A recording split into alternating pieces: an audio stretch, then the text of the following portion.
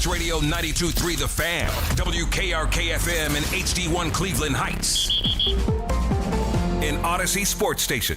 92.3 The Fan, 2020 Sports. This 2020 Sports brought to you by Brunswick Automart. Save thousands below new car prices and over 350 premium certified and pre-owned vehicles at BrunswickAutomart.com. Guardians had an off day on Thursday after their 4-3 win against the White Sox in Chicago. The win has got Cleveland back tied for first place in the AL Central with the White Sox.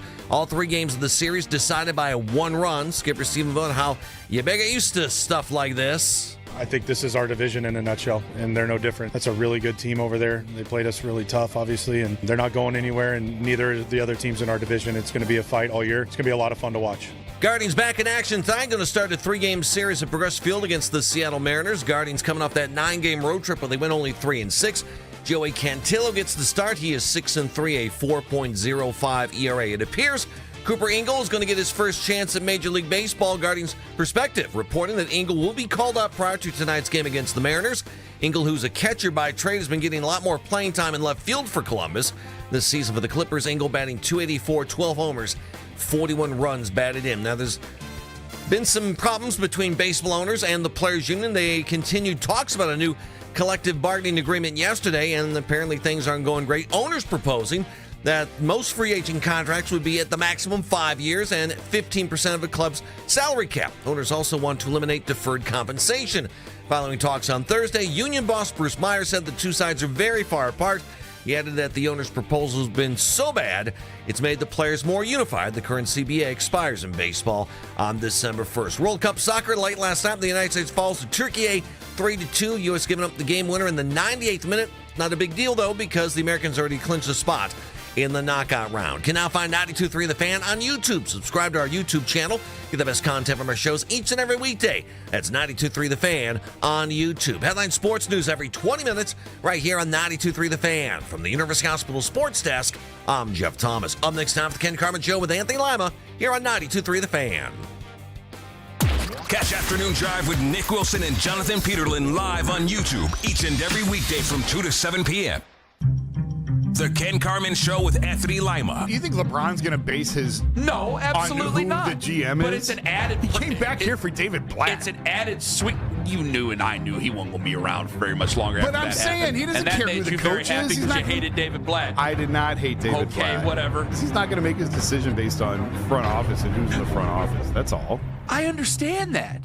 You're the one who said LeBron's going to be bringing David Griffin with him. Because it's fun if David Griffin comes back. Be serious here. It's fun if David Griffin comes back.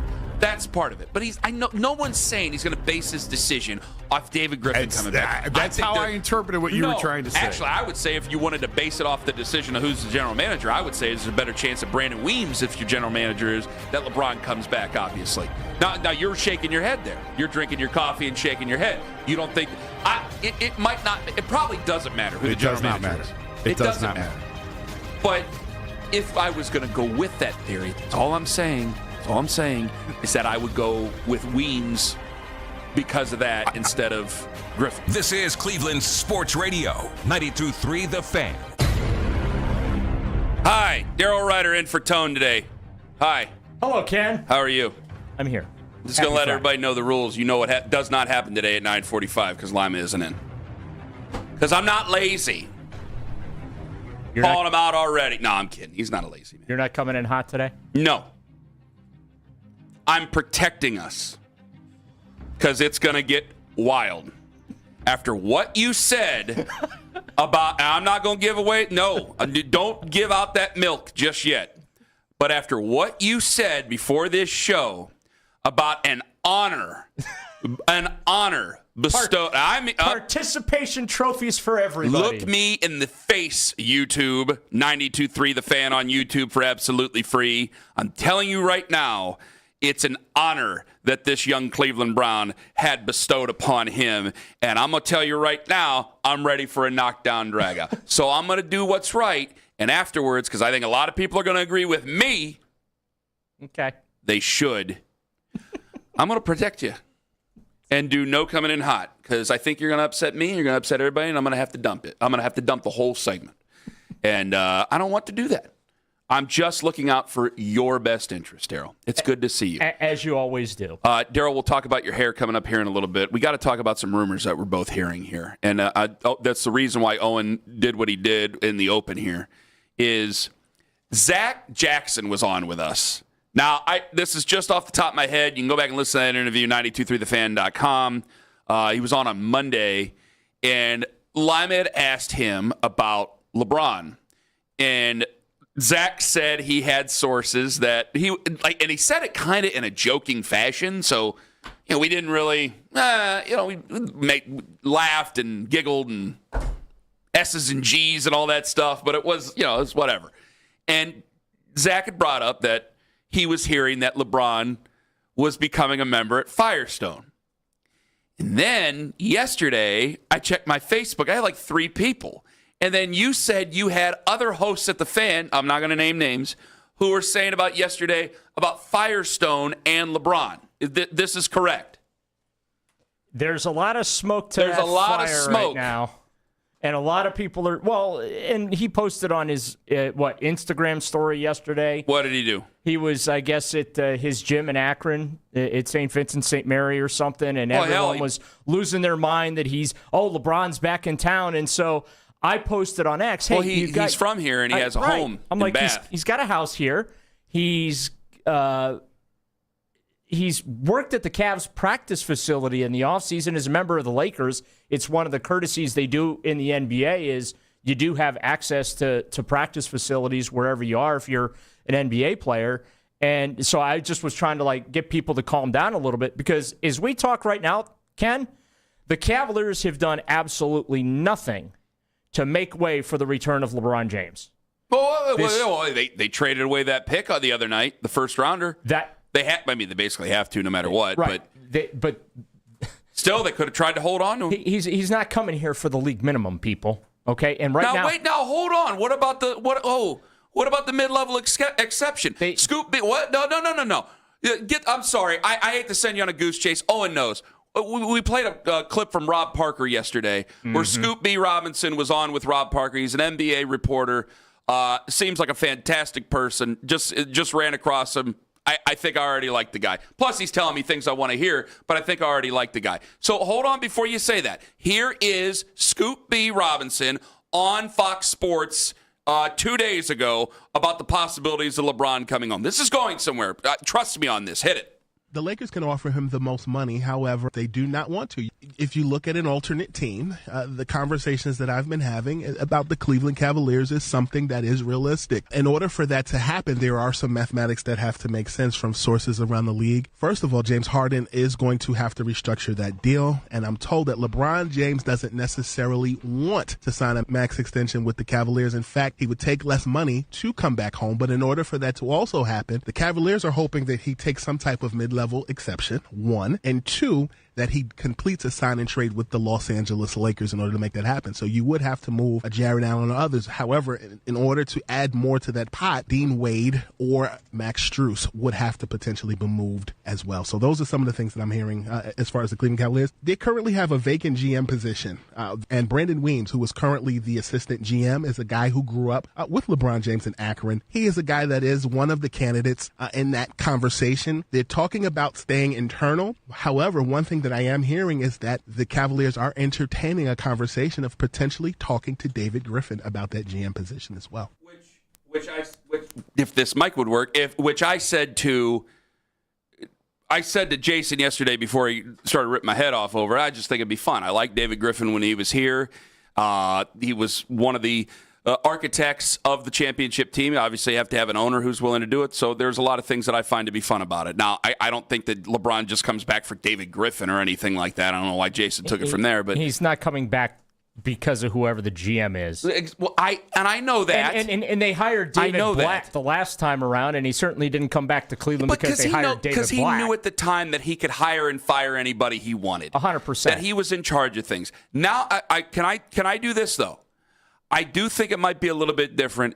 We watched him with the Lakers as best we can. You know, there's a lot of these games I got to watch in the morning when I wake up, and I got to watch the YouTube compilations and things of the Laker games because they start at 10:30 out there, and obviously I'm trying to get some sleep at some point, right? but he has taken that passenger seat, not a back seat, the passenger seat with the LA Lakers. Right. And I do wonder if these things, because I think secretly those things were very important to him, going along with his thoughts of basketball, finding people who fit in instead of fit out, right? Yeah. And that includes the front office. But, Daryl, I do think it could matter about who is putting together the pieces, because LeBron could come here and then sit there and think, well, this isn't over. We have to make other moves here. And he has to have somebody you might trust to be able to make those moves, because LeBron can't just be the general manager anymore. I mean, you're 41 years old. I know that we've called him the de facto owner, de facto general manager over the first 2 times he was here, but you really can't do that at 41. Like, there is some sort of a future they have to hold on for. I think that's why the Nasty Lakers article came out on ESPN a couple of months ago as well. Go ahead, Yeah, Dale. I mean, he's never been revered in Los Angeles. I don't think he'll ever be considered by those fans among the greats to play for that franchise. He will never be in the same breath, in my opinion, as Kobe Bryant, as Magic Johnson. I think every Laker fan over there, if they were listening to this, probably agrees with you. Yeah. So and I think that matters to LeBron. I do. I think that matters a lot to him. And this is going to be his farewell tour. And you would have to think part of the farewell tour is the adulation from fans. Well, I think there's 2 teams you're going to get the adulation from your fans. It's either Cleveland or Miami. I could see him going back to Miami now that they've got Giannis down there. But, I don't think staying in Los Angeles for a swan song when you're talking about legacy, which does matter to him, I just don't think it makes sense. Now, he's not going to come to the Cavaliers and play for the league minimum. And in that clip, Rob Parker made my point. The Cavaliers have to do a lot of fighting. No, that was beyond Rob Parker. Beg your pardon. Go ahead. I mean, they have to do a lot of financial gymnastics first before they can even make this thing happen. Because as of right now... but that's not fun to talk about. I just want to know whether or not you want him back. Well, of course. Okay. Of course, but I'm trying to... and this is part of just me being me. Come on, get excited. Is I'm trying to look at this from the actual mechanics of making it happen rather than just sitting here rooting for the guy to come back. A mid-level exception. I'm not asking him to take the veteran minimum, and I don't think anybody's really expecting him. I agree with you. Well, they can't do any exceptions either. Like, the only thing they can't do a mid-level exception? They can't move people around? I mean, he just said that you got to move Dean Wade and Max Strus. Well, that's what I'm saying. I'm saying as it stands right now, the only thing the Cavs can do is re-sign their own free agents, sign their draft picks, sign players to minimum contracts, okay? And the trades that they make, the players have to, it's a 1-for-1, and the salaries have to match dollar for dollar. Okay. You can't aggregate. So right now, they're painted into a corner financially. Yeah. Now, yes, there are moves that they can make to go ahead and open the floodgates to make this happen. Yes. They haven't done that yet. That's what has me so curious right now. Ken, remember going back to 2014 before Anthony Lima read the big Lee Jenkins thing on the air? Yeah. Okay. Well, in the days leading up to that, the Cavaliers were making moves. They were clearing the books, and it started getting folks' attention. Like, keep an eye on Cleveland. They're opening up some room for a max player or 2. We haven't seen the Cavaliers do anything just yet. Outside, as you mentioned earlier, they traded out of the first round. That doesn't really move the needle all that much when it comes to getting out of that second apron. They got to get out of the second apron first and foremost, and to do that, the James Harden domino has to fall, and if my memory serves me correctly, that's got to happen by, I think, next Monday or Tuesday. I think and you're right, and I also think that this is what makes him so fun, and the possibilities of him coming back in 14 were amazing. Obviously, it's not going to have the same zeal. He's a much older man than what he was in 2014. So we're not lying to ourselves about that. But what makes it fun is that I think everything's possible. I mean, you see the Miami Heat are doing different things to kind of open up things, and you've heard a couple of rumors coming out that they would possibly try to bring LeBron back to Miami for a season or 2. Like, there's a lot of different discussions going on, and because anything's possible with him. It's all. I think it's all on the table. I really do. I think it's all possible. Him coming back to Cleveland, him going back to L.A., and I do think that this is the worst. If he went back to Miami, I think that's actually more understandable for his legacy than it is going to the Golden State Warriors. Right. Now, I say that now. I also have to understand that I think I overrate the conversation about legacy 20 years from now. Like, I don't know if we will remember or go after LeBron, considering he opened everything up. I don't know if we're going to go after LeBron if we're having the Michael conversation still in 20 years. We might be having a Victor Wembanyama conversation about LeBron in 20 years. But if we're still having that conversation, maybe it adds. But I don't know if it's going to hurt him in the long term as much as I try to make it out to be. The Golden State Guilty thing, as charged. The Golden State thing smells of Michael Jordan to the Wizards. To me. Yeah, but Michael retired, came back. I know. He was part of that organization. Like, there was something in it, and nobody took. I mean, I was a kid at the time, but nobody took the Wizards seriously. Like, you go to the Warriors, they're going to be taken seriously to be a contender in the West. It was just like, hey, I can't believe Michael's 40 and putting up 23 a night. Right. Like, this is amazing. I think that was one of it, that Michael just wanted to prove to everybody just how good he still was and how great he could still be, and raise the profile of the organization he was involved with. Daryl, I think there's a point to that. But with LeBron, I just think there's so many different things that make it fun. And that's why I enjoy the speculation. I enjoy the rumors. I enjoy looking at my phone after after a football meeting yesterday and seeing it's getting Facebook hilarious. friends talking about him being a new member at Firestone. I like that, Daryl. I think it's June, but it's also fun. It's better than a lot of conversations that are going on. Of course it's fun. But again, while I would be excited if he came back, the reporter in me is like, well, there's all these things that need to happen first and foremost before I can get excited. That's true. And and again, he does spend time here in Northeast Ohio during the off season on a regular basis. And so I'm just trying to put some facts out there to go with the hype. And this is if that makes sense. Yeah, no, you're right. And this is but let me tell you this. Go ahead. And whoever the Cavs GM is, and again, this is no disrespect to whoever's going to fill that job. Kobe Altman's running the show. It doesn't matter who the GM is. You're the second person in 2 days to say that. I mean, that's true. Okay. That's why Mike Gansey left. Right. Like, you get your chance to run everything. Yeah, love Mike Gansey, but he didn't have a lot of authority with the Cavaliers as the general manager. It's true. And again, that's true. I'm not throwing shade at Mike. It's just true. And it's just the truth. And I'm thrilled for him. If he had full power, he would have stayed. Right. And I'm thrilled for him. He got to Philadelphia, and he's gonna run that organization. Great for him. Right. But.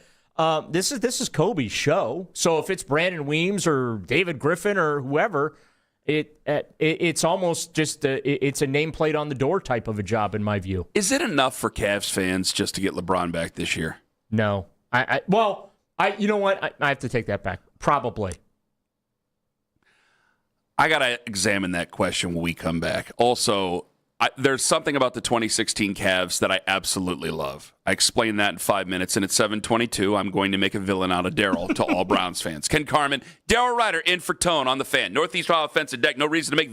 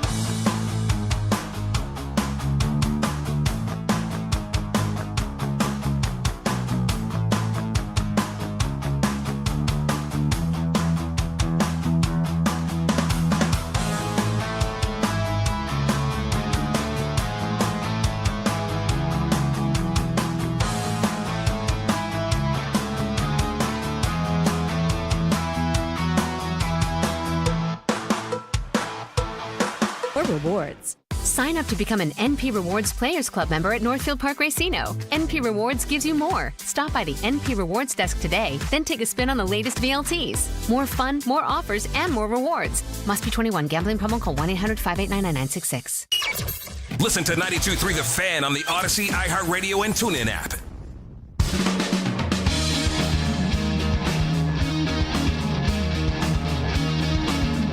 I'm picking up a vibe from my media brethren that I absolutely cannot stand, at least from certain members. They happen to be co-hosts this week, Anthony and Jason. So we'll find out from Daryl coming up at 7:01 if I throw him into that category. Ooh, if I can keep a tradition going, I'm all for it. Well, let's see if we can complete the week on that. But, of course, they all call me a cult leader, so I think you know where we're going to go with it. And the week on a streak, Ken. And I challenge everybody, and I brought this up with Owen. If I'm a cult leader, I'm the first fat cult leader in the history of cults. You've never seen a fat cult leader, so I can't be a cult leader. I've been looking. I haven't seen it. Thank you very much. Curtis Danberg, Vice President of Communications and Community Impact with the Guardians. He's going to join us at 6:40 this morning. 216-474-0092. So I asked you, is it just enough to have LeBron come back? And you actually hemmed and hawed before the end of the segment. So give me your answer before I give you my answer. No, because I don't think he's the missing piece to winning another NBA championship. You say no. Okay. He's part of the puzzle, but he's not the piece that gets them over the top. Well, Channing Frye was critical of the current Cavs. I'm going to get that for everybody here in just a second because, he says he doesn't think that LeBron should even want to come back, and there's a very cutting reason behind that we're going to get. But to address the issue of just him coming back, see, I think that we are in this mode like, I think everything needs to be examined in this because we're at a very critical juncture here, and I think we're acting desperately. I think we know that the end of the tunnel is approaching, and I think that they know that. I think Cavs fans aren't stupid, and they know that you're going to have a couple chances here this year, maybe next year. There's some things that you can do, but very quickly this is going to go bust. You got to move on from some of this stuff. You got to get back out of the second apron and all these other things and give yourself some flexibility for the future and see if you can do it again. Because Donovan may not want to be here forever. James Harden's 36, 37 years old. I mean, we've gone down that list before. But I also don't want to make a move just to make a move. Like with the Evan Mobley conversation, like you got two guards in a combo with Jared Allen if we do this thing with Jaylen Brown. There is such a thing as fit. And if you make good arguments about fit, that's great. Yeah. Because 10 years ago, I don't think I'm caring about fit. I think I'm telling you, get the talent, put the talent on the floor, you figure it out. Well, what's the number one thing that we had been asking about, or at least I had been asking about for years when it came to Kobe Altman's construction of this roster? I always thought it was a year behind. But it was fit. Do these pieces actually fit well together? Yeah. And I don't think Jaylen Brown for Evan Mobley, the trade, is a fit on the floor. Now, if you pair Jaylen Brown with Evan Mobley, that's a fit. But I can't trade anybody else for Jaylen Brown. You can't trade Donovan Mitchell for Jaylen Brown? Absolutely not. No. Why not? In so many ways, it's the same guy. Plus, he's not an ascending asset. Like you have two guys. Donovan's an ascending asset? What will be $70 million a year? No, I said he's not. Oh, okay. I said he's not. Okay. Evan is. Jalen Tyson is probably the next best one, and that's about it. The guys people get excited about. Evan, we are finding out just how much the rest of the NBA thinks of Evan this week. And I think that we have to recalibrate some things because I think I'm partially to blame when it comes to this. I've been very defensive of Evan, called him the unicorn, all these other things. And when you say that to people for 5 years every morning, right, and he still hasn't reached that, well, Victor this, Victor that, all that. Like, yeah, I think he's better than Scotty Barnes. I actually got some pushback on that yesterday, he which still is can't weird. Create his own offense, though. Yeah, and I think that he's become more consistent than Chet Holmgren and better than Chet Holmgren in so many ways. But I think I'll get a fight on that. You know what the problem with Evan is? What? And it's not a problem with Evan. It's the problem of the team construction. But you have two ball-dominant guards in the backcourt. And so if I bring Jaylen Brown in here, like that, I don't know if that's still going to be enough to get over the hump. And so I think some people just go, I don't like this team as they are, and some things have to change. But I can't just make change for change's sake. Well, this is I think a lot of people go back to LeBron, and LeBron makes everything better, so we'll just bring back LeBron. And I'm going, well, things change. He's older. He can't really be that guy every single night to just take over a ball game and win, to end a losing streak. all these things that we bring up. He's just not that guy anymore. He can still do it in spurts, but just not that guy. Well, the fans have the championship itch again, okay? Yeah.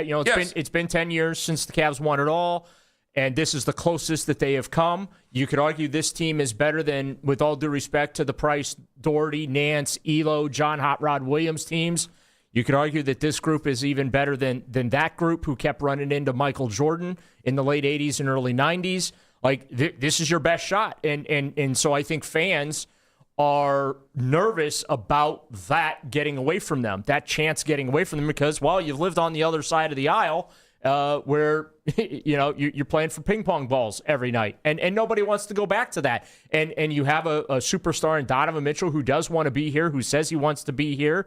He's obviously going to do things that are, or I should say, make decisions that are financially beneficial to him, maybe not so much financially beneficial to the Cavaliers. Yeah. Okay? And I'm talking about that potential of a supermax and $70 million a year, not this offseason, but the following offseason, which I don't think he's a $70 million a year player, but as I've talked to people about that issue, they've said, well, Daryl, what's the alternative?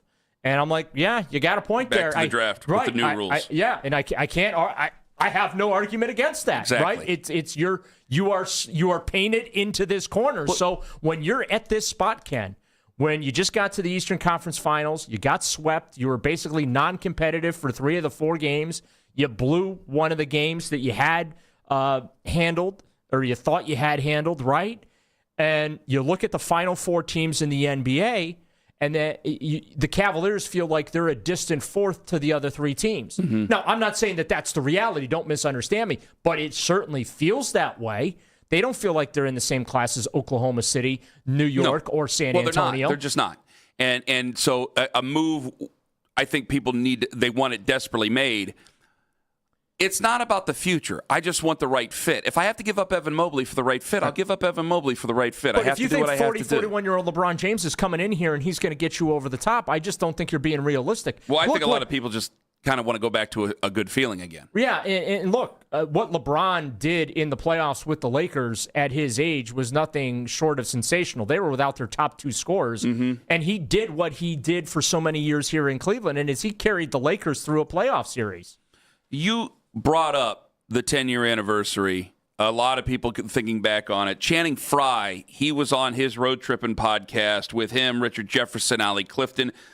There is some cutting criticism here about this Cavaliers team and why he thinks the Cavs are a poor fit for his former teammate. The smartest thing for him right now is to go back to the Lakers. And here's why. Cleveland got too many what-ifs now. After seeing what I saw, 52-year-old LeBron ain't going to solve them issues. They got soul issues. I don't like you issues, and I don't want to be here with you issues. If this team was like, hey, we just need this position, I'd be like, boom, go to Cleveland. That doesn't work with this, and this doesn't work with that. And when your youngest, best player is starting to get all these rumors, that means people are on the phone. That means they think he could get got. Who? And I'm not going to Evan Mobley. They ain't getting rid of Evan Mobley. Evan Mobley's stuck there. He's stuck there. Oh, that's what I'm saying. He's stuck. So what happened if, let's say, Braun goes there? How does he fix anything? He doesn't fix the guys liking each other. He doesn't fix the continuity of the game. And you think James Harden only operates when he has the ball in his hand most of the time. I'm not giving the ball to James Harden if LeBron's on the team. I don't like hearing it, but he's right. No lies told. He does not have time because I think if he comes back, it's 1 year, maybe 2. That's it. He might have 1 year or 2 years as it is anyway.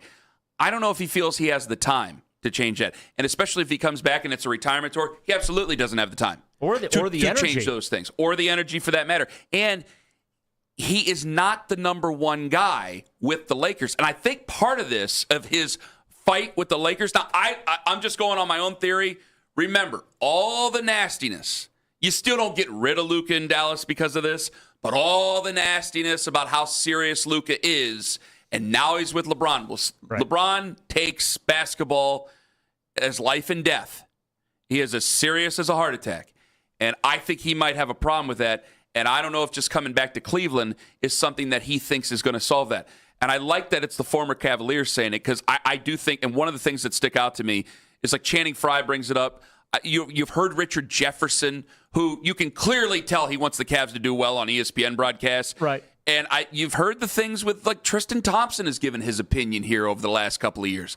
And they seem to like really pull for him, and they are very critical of how they think and their how mentality. Their mentality and how things are. Yes. And this has been my argument. Okay, do I think they care? Yes. So I don't want to go that far. I never want to say players don't care, but they have a mental toughness problem. All we've heard about for the last 4 playoff runs is we're going to learn from this, Ken. We're going to learn from this experience. We're going to work harder in the offseason. We're going to prepare for next. Did it feel like they had any semblance of urgency during this last playoff run? And maybe that's why it wasn't as fun for anybody. And Donovan talked about that. And that's the problem that I have with this group is if getting your teeth kicked in by the Knicks 4 years ago and then having your teeth kicked in by the Celtics 3 years ago and the Pacers kicking your teeth in the year earlier. I thought the Pacers were just better. I didn't think they were just tougher. I didn't think it was a toughness argument. But I do. I think the Cavaliers I think the Cavaliers have a toughness problem. Now, They give up a 22-point lead, people are going to accuse you of that. Well, they won 2 Game 7s, so you have to give them their flowers for that. But the problem is, never should have gotten to Game 7 to begin with. With Toronto, anyway. No sense of urgency. And then, once again, you got gassed in the playoffs. You ran out of steam.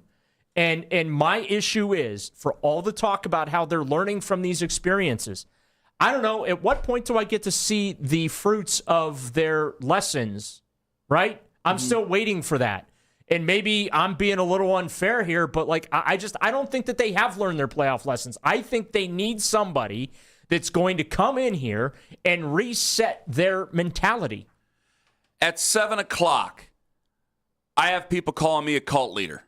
I'm just trying to be as realistic as possible and trying to think as much like Todd Monken would think as humanly possible. Coming up in 5 minutes, Curtis Danberg going to join us in studio. VP Communications and Community Impact. The Guardians are back, and there's rumors about who might be joining them this weekend. Or really, are they confirmed yet? It's happening. Okay, so I still have to call them rumors. Ken Carman, Daryl Ryder, Curtis Danberg going to join us next on The Fan. For 4 generations, the Spit.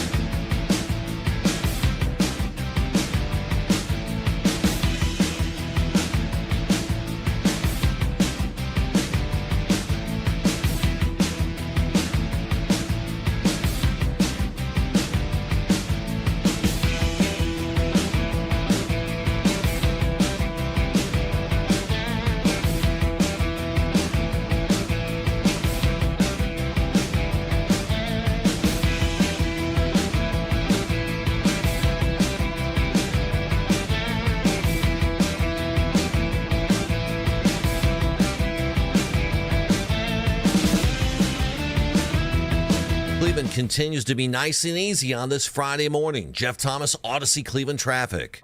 LeBron watches on. And this fall, I'm going to take my talents to... Could he make another return to Cleveland? We are the place for all the latest NBA news and rumors. We are Sports Radio 92.3 The Fan.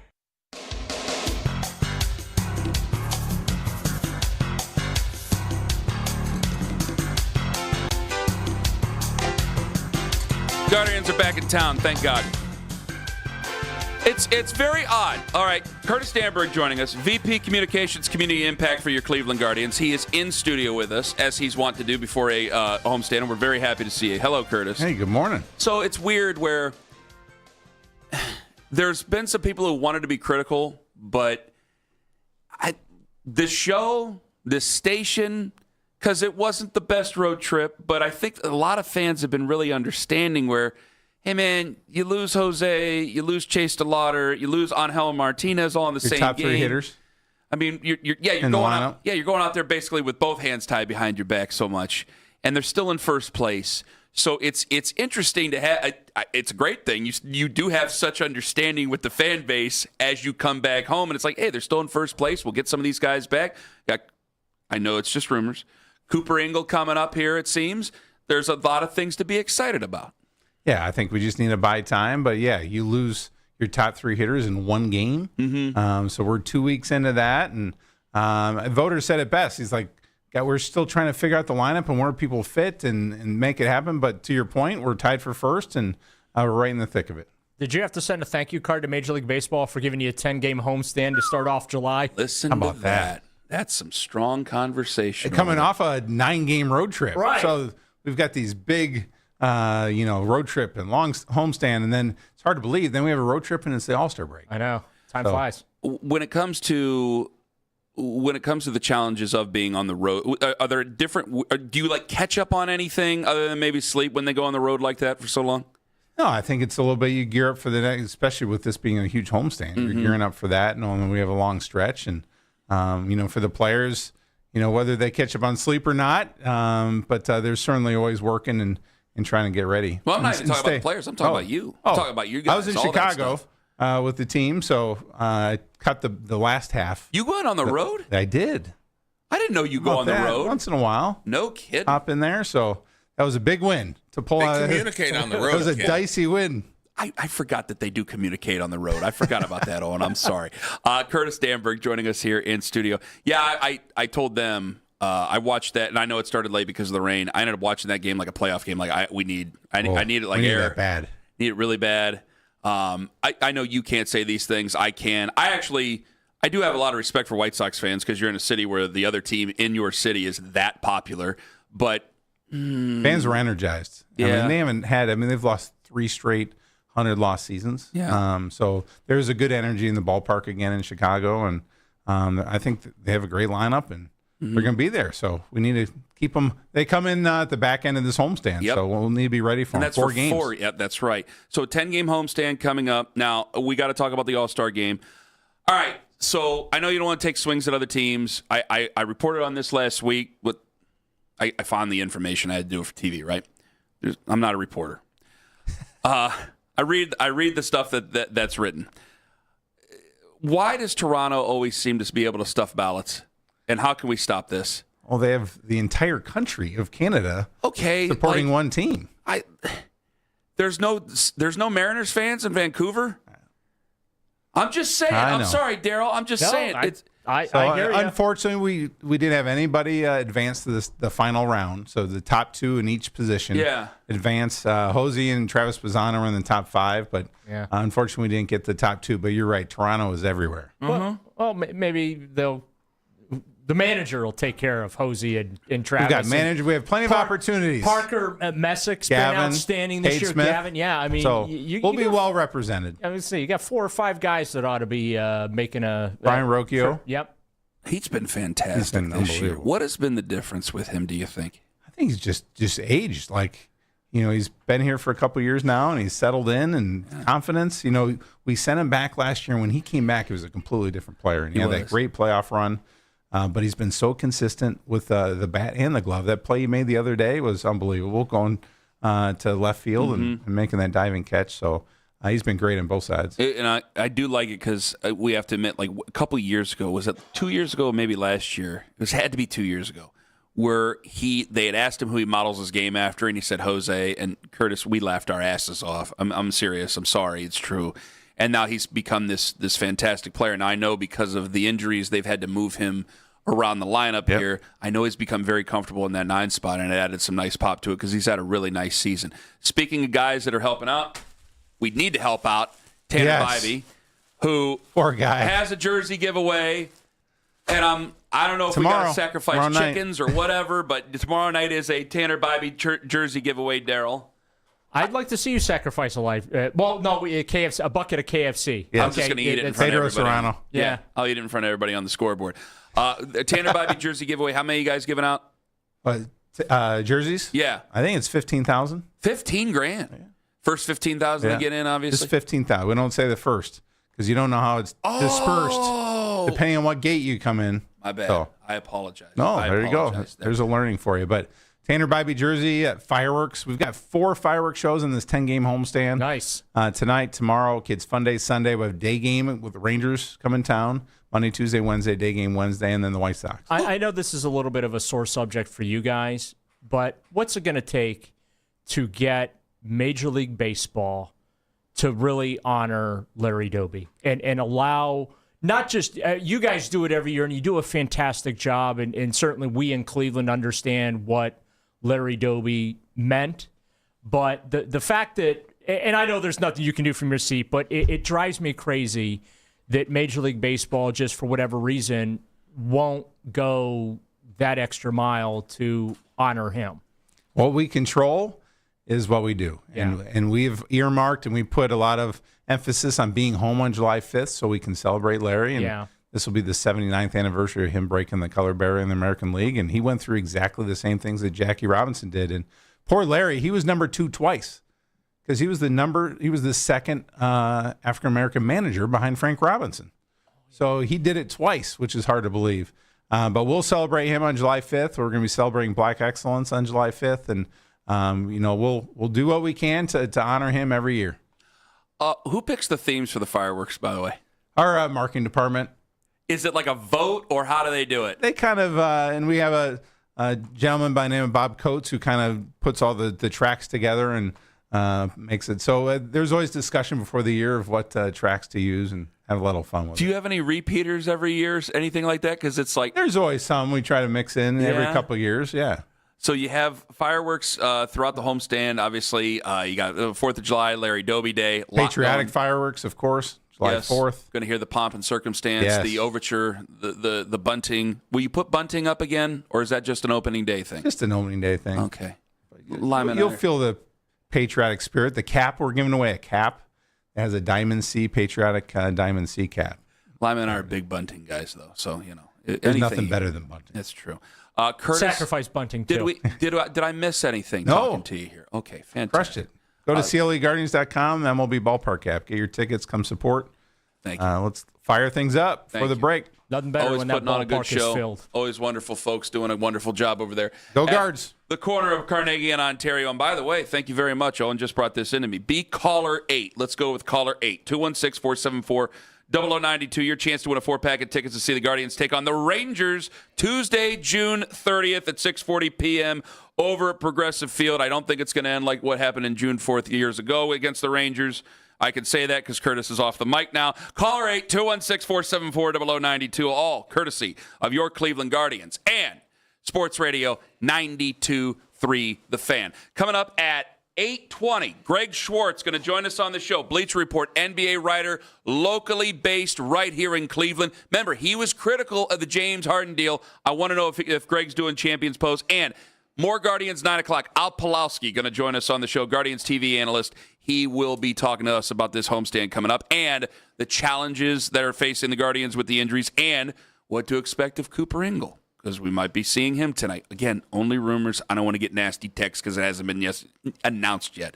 Ken Carman, Daryl Ryder, and my co-hosts this week have gone down a very weird path when it's come to this quarterback room, and I don't like it because I'm just trying to be realistic, guys.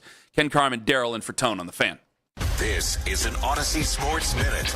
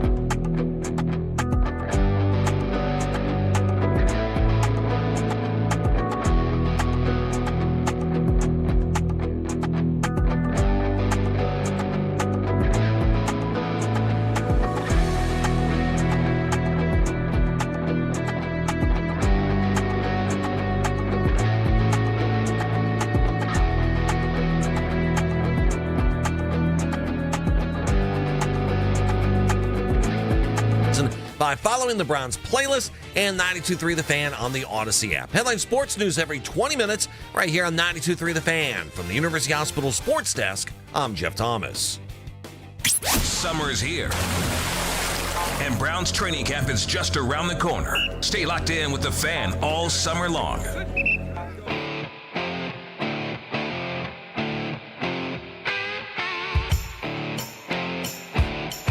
7:20, Daryl's going to be wearing me. Be all over him. He bothered me this morning right before the show, and it's about a very young member, a promising member of our Cleveland Browns. Bothering you is a hobby of mine. And I'm not talking about anybody in the quarterback room for your Cleveland Browns. I know that's crazy because I'm about to talk about people in the quarterback room. But Sean McCoy, he had a Speakeasy podcast. He had this to say about Shedeur. This is a couple days ago. And, you know, we've had the Cavs rumors and everything, and we'll get back to those. Greg Short's going to join us at 8:20 this morning. Daryl is in for Tone today. But here's Shady McCoy on his podcast, Speakeasy Podcast, where he was talking about doing some wild things with Shedeur Sanders and the Cleveland Browns. Hit it.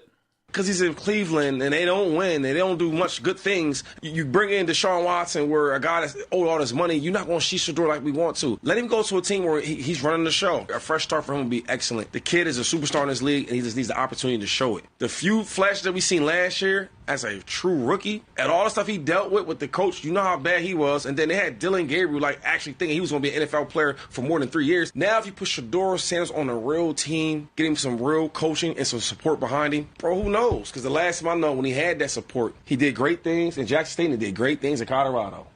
Well, they just changed out the coach. Well, I'm getting more and more bothered because I'm trying to be realistic and I'm being accused of not being realistic. Did you want to say something about Shady McCoy before I go after all this stuff that I'm about to go after here? I'm just so sick and tired of the Kevin Stefanski sabotage Shedeur nonsense. I got a nice clip from somebody else about that later on. And especially from people who aren't even around the team. They just run their mouths thinking that they know what's going on, and they don't. Like Kevin Stefanski sabotaged Shedeur Sanders so much that he did 7 a.m. sessions with the kid last season to try and help coach him up. The word sabotage is an operative word, and I've actually gone around and around with listeners about that. Because, again, you have Shedeur has a massive fan base. That word sabotage. And I have said it a million times over. I'll take it to the grave. Kevin Stefanski wouldn't deliberately ruin somebody's career as a quarterback or try to ruin somebody's career as a quarterback, no matter what anybody wants to believe. At what point is Shedeur Sanders responsible for his own success? But I think one of the arguments here, and this is why it's such a tough word, is that sabotage is something where it's like, well, he could do it and he didn't even know it. He was sabotaging somebody. And like, well, if that's your theory, that's your theory. I disagree, but I can't comment to that. All I know is that he's not going to do things on purpose to spike somebody's career. Far the opposite. But this is where I'm at here. And I wonder if you agree.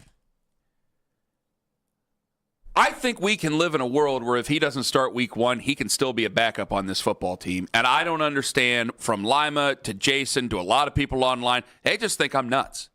They think I'm nuts. That it's either he starts, or you have to trade him or cut him. That there's no other direction, like he can be a backup and get ready. And I'm going, what world am I living in? And I do have a very strong thing to say, but about my co-hosts over the last couple of days about this. But I'm going, what world am I living in that this happens all the time? Like, I don't think it's worth it to sit here and have all this, and then if he doesn't get the starting job, to cut him or trade him. I think that's insane. Well, I do think that there is a world in which Shedeur Sanders might not be on this football team at the start of the season. Okay, why? How? What's the world? They do trade him. Do you believe that they're calling about Shedeur? I would not be surprised if teams were inquiring, and I would. And it's Andrew's job to answer the phone. I don't think that Andrew Berry is shopping Shedeur Sanders, and there is a major difference there. It's one thing to receive phone calls. Okay. It's another thing to, you see what I'm saying? Yeah. It's another thing to be like, hey, we're looking to move Shedeur. Do you want him? Like, I don't believe that Andrew Berry, I don't think that if he gets traded, it's going to be that circumstance. It'll be somebody calls the Browns wanting him. Here's the thing, though, and we forget, one of the narratives, if you will, going into the draft, and one of, I guess you could say, the excuses, we'll call them, as to why he fell to the 5th round was the concern, allegedly, from NFL teams about, well, can Shedeur Sanders come in and be a backup quarterback on our team and fit in with our locker room or culture or whatever fancy terminology nonsense you want to throw out there. And that was kind of leaned into by a lot of people.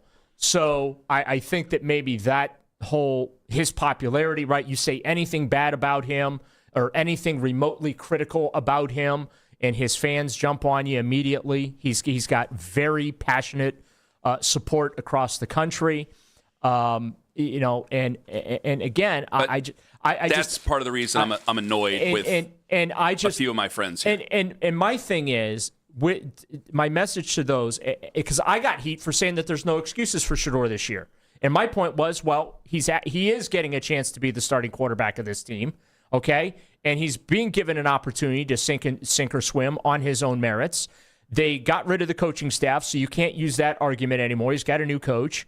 They rebuilt the entire offensive line. Now, we'll see if that ultimately pays dividends in the season and if that works out. But they did do that. They bolstered the wide receiving corps, so you can't say that he doesn't have anything to work with or the organization has made no effort to give him a supporting cast whatsoever, because that's not true now.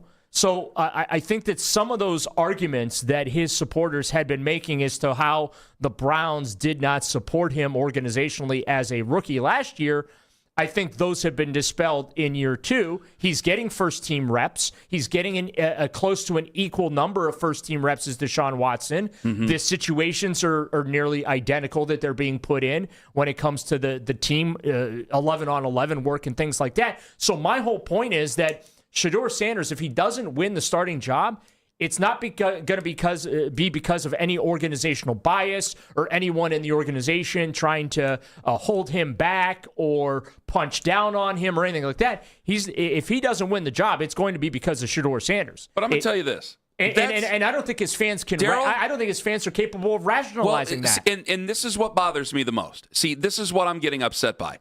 Is I think that, and I've said this to their faces, and they will hear this, and I hope they don't get mad at me, and we can all have it out on the air. Well, they're going to get mad at me, but we can all have it out on the air publicly, because I've been accused of you're carrying water for Shedeur because you like Deion Sanders so much. I've been accused because I don't want to see Deshaun Watson play.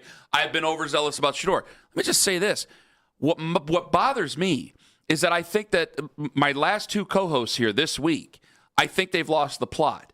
I don't understand how we can't, quote-unquote, handle Shedeur Sanders being a backup. Yes, if Deshaun Watson is the starting quarterback, home fans will boo him. Well, I say that. If they go out there and they win the first 2 on the road, I don't know how many are going to boo him. Right. But if they're 0-2 and they come back and Deshaun Watson's the starter, yeah, they're going to boo him. They don't like him. He reminds them of bad football. If he's playing poorly. But this is my thing. You have an opportunity. It's us and probably the Jets that offer him the best opportunity, right? Yeah. So, and yeah, there might be, because of the whole Geno Smith, I don't know what happened on the internet earlier this week.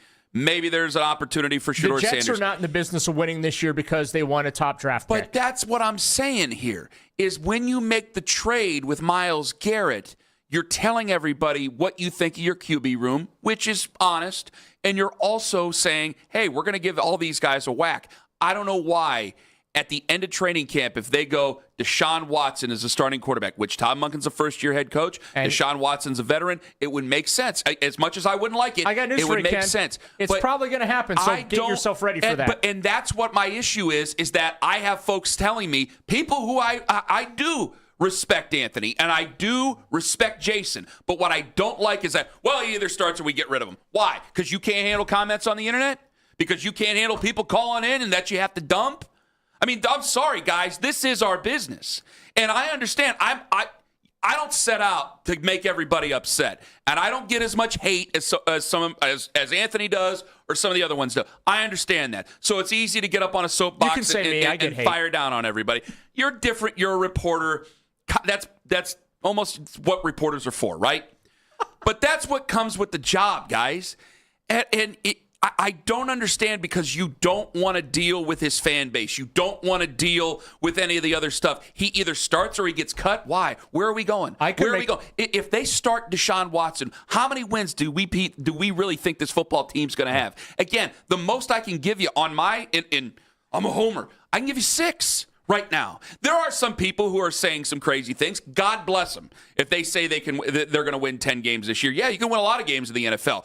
The Browns have had teams that can win a lot of games. They probably won't. They know what they are. They know that maybe they're building to something, but probably this year ain't the year because, again, they just told everybody with the move that they just made at the beginning of the month. So that's my issue, Daryl, is that you've been through all this. You might as well, I can find a legitimate reason where I'll bring it up again. You started late last year. You got thrust into a situation you shouldn't have been in. I could sit Shedeur Sanders down if I was Todd Monken, and I could say, hey, there's been a lot of stuff thrown at you. Stand on the sidelines, catch your breath in game. We're going to need you. Hit the books. Make sure you're ready week by week. Prepare for these opponents as you've been preparing, but we're going to do things differently, obviously, because that's why I got brought in as the new head coach. And then eventually your number's going to be called, and you got to be ready for it. Instead of, no, we got to get rid of him. Why? Because I don't like reading nasty tweets. Okay. Well, that's why? Okay. Well, fine. I could make an argument that might be his best path to success, is that he comes in midseason, gets a few extra weeks to get whatever work in he might need to get in, whatever. I could see a world where that might benefit him more than having him start week 1. But I will say this, I'd rather them start Shedeur Sanders week 1. I've said that a multitude of times.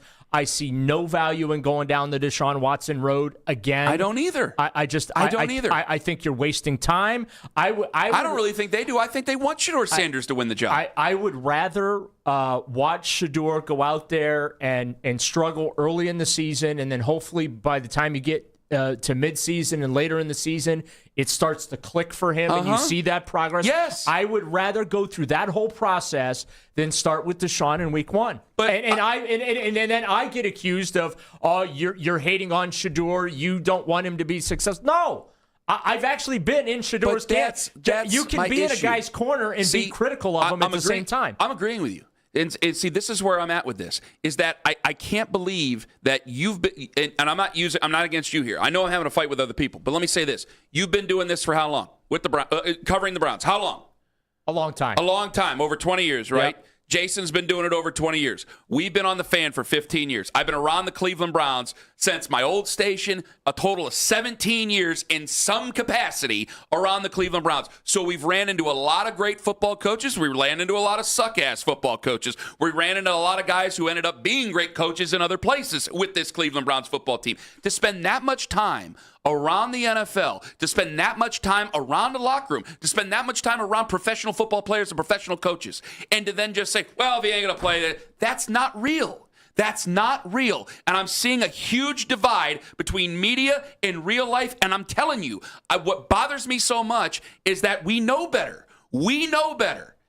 He's a young quarterback. If he works out, great. If he doesn't, which I don't think they really think he is with what they just did. Right. Fine, throw another quarterback on the pile. It's the way things have been going for 26 years. But to say if he can't start, he needs to be traded, I think is insane. Well, you also too, if it to go the route you just went, Ken. If it doesn't work out, he was a 5th-round pick. So what? And again, that's no shade at Shedeur. I'm just saying, like, organizationally, it's not a failure. 216-474-0092. Is it true to you? Let me ask the fans. We talked to the fans. Does he have to start, or can he be a backup? Can we live in, not if he deserves a start. That's not it. If Todd Monken, the new head coach, decides that Deshaun Watson is the starter, do they have to move on from Shedeur Sanders? Do you believe that as a fan? If I'm wrong, I'll take it. 216-474-0092. Ken Carman, Darryl Ryder in for Tone on the Fan. Peter and Company Jewelers. I'm wrong about a lot of things. I ain't wrong about this.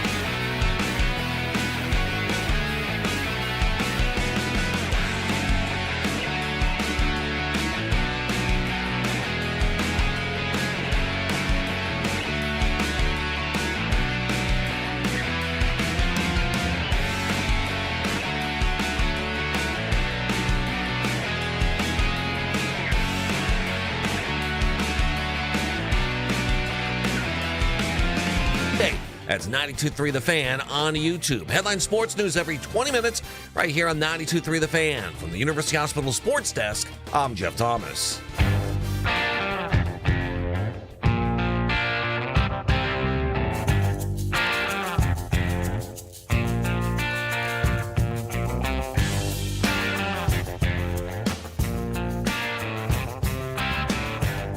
I was going to hammer Daryl for something else.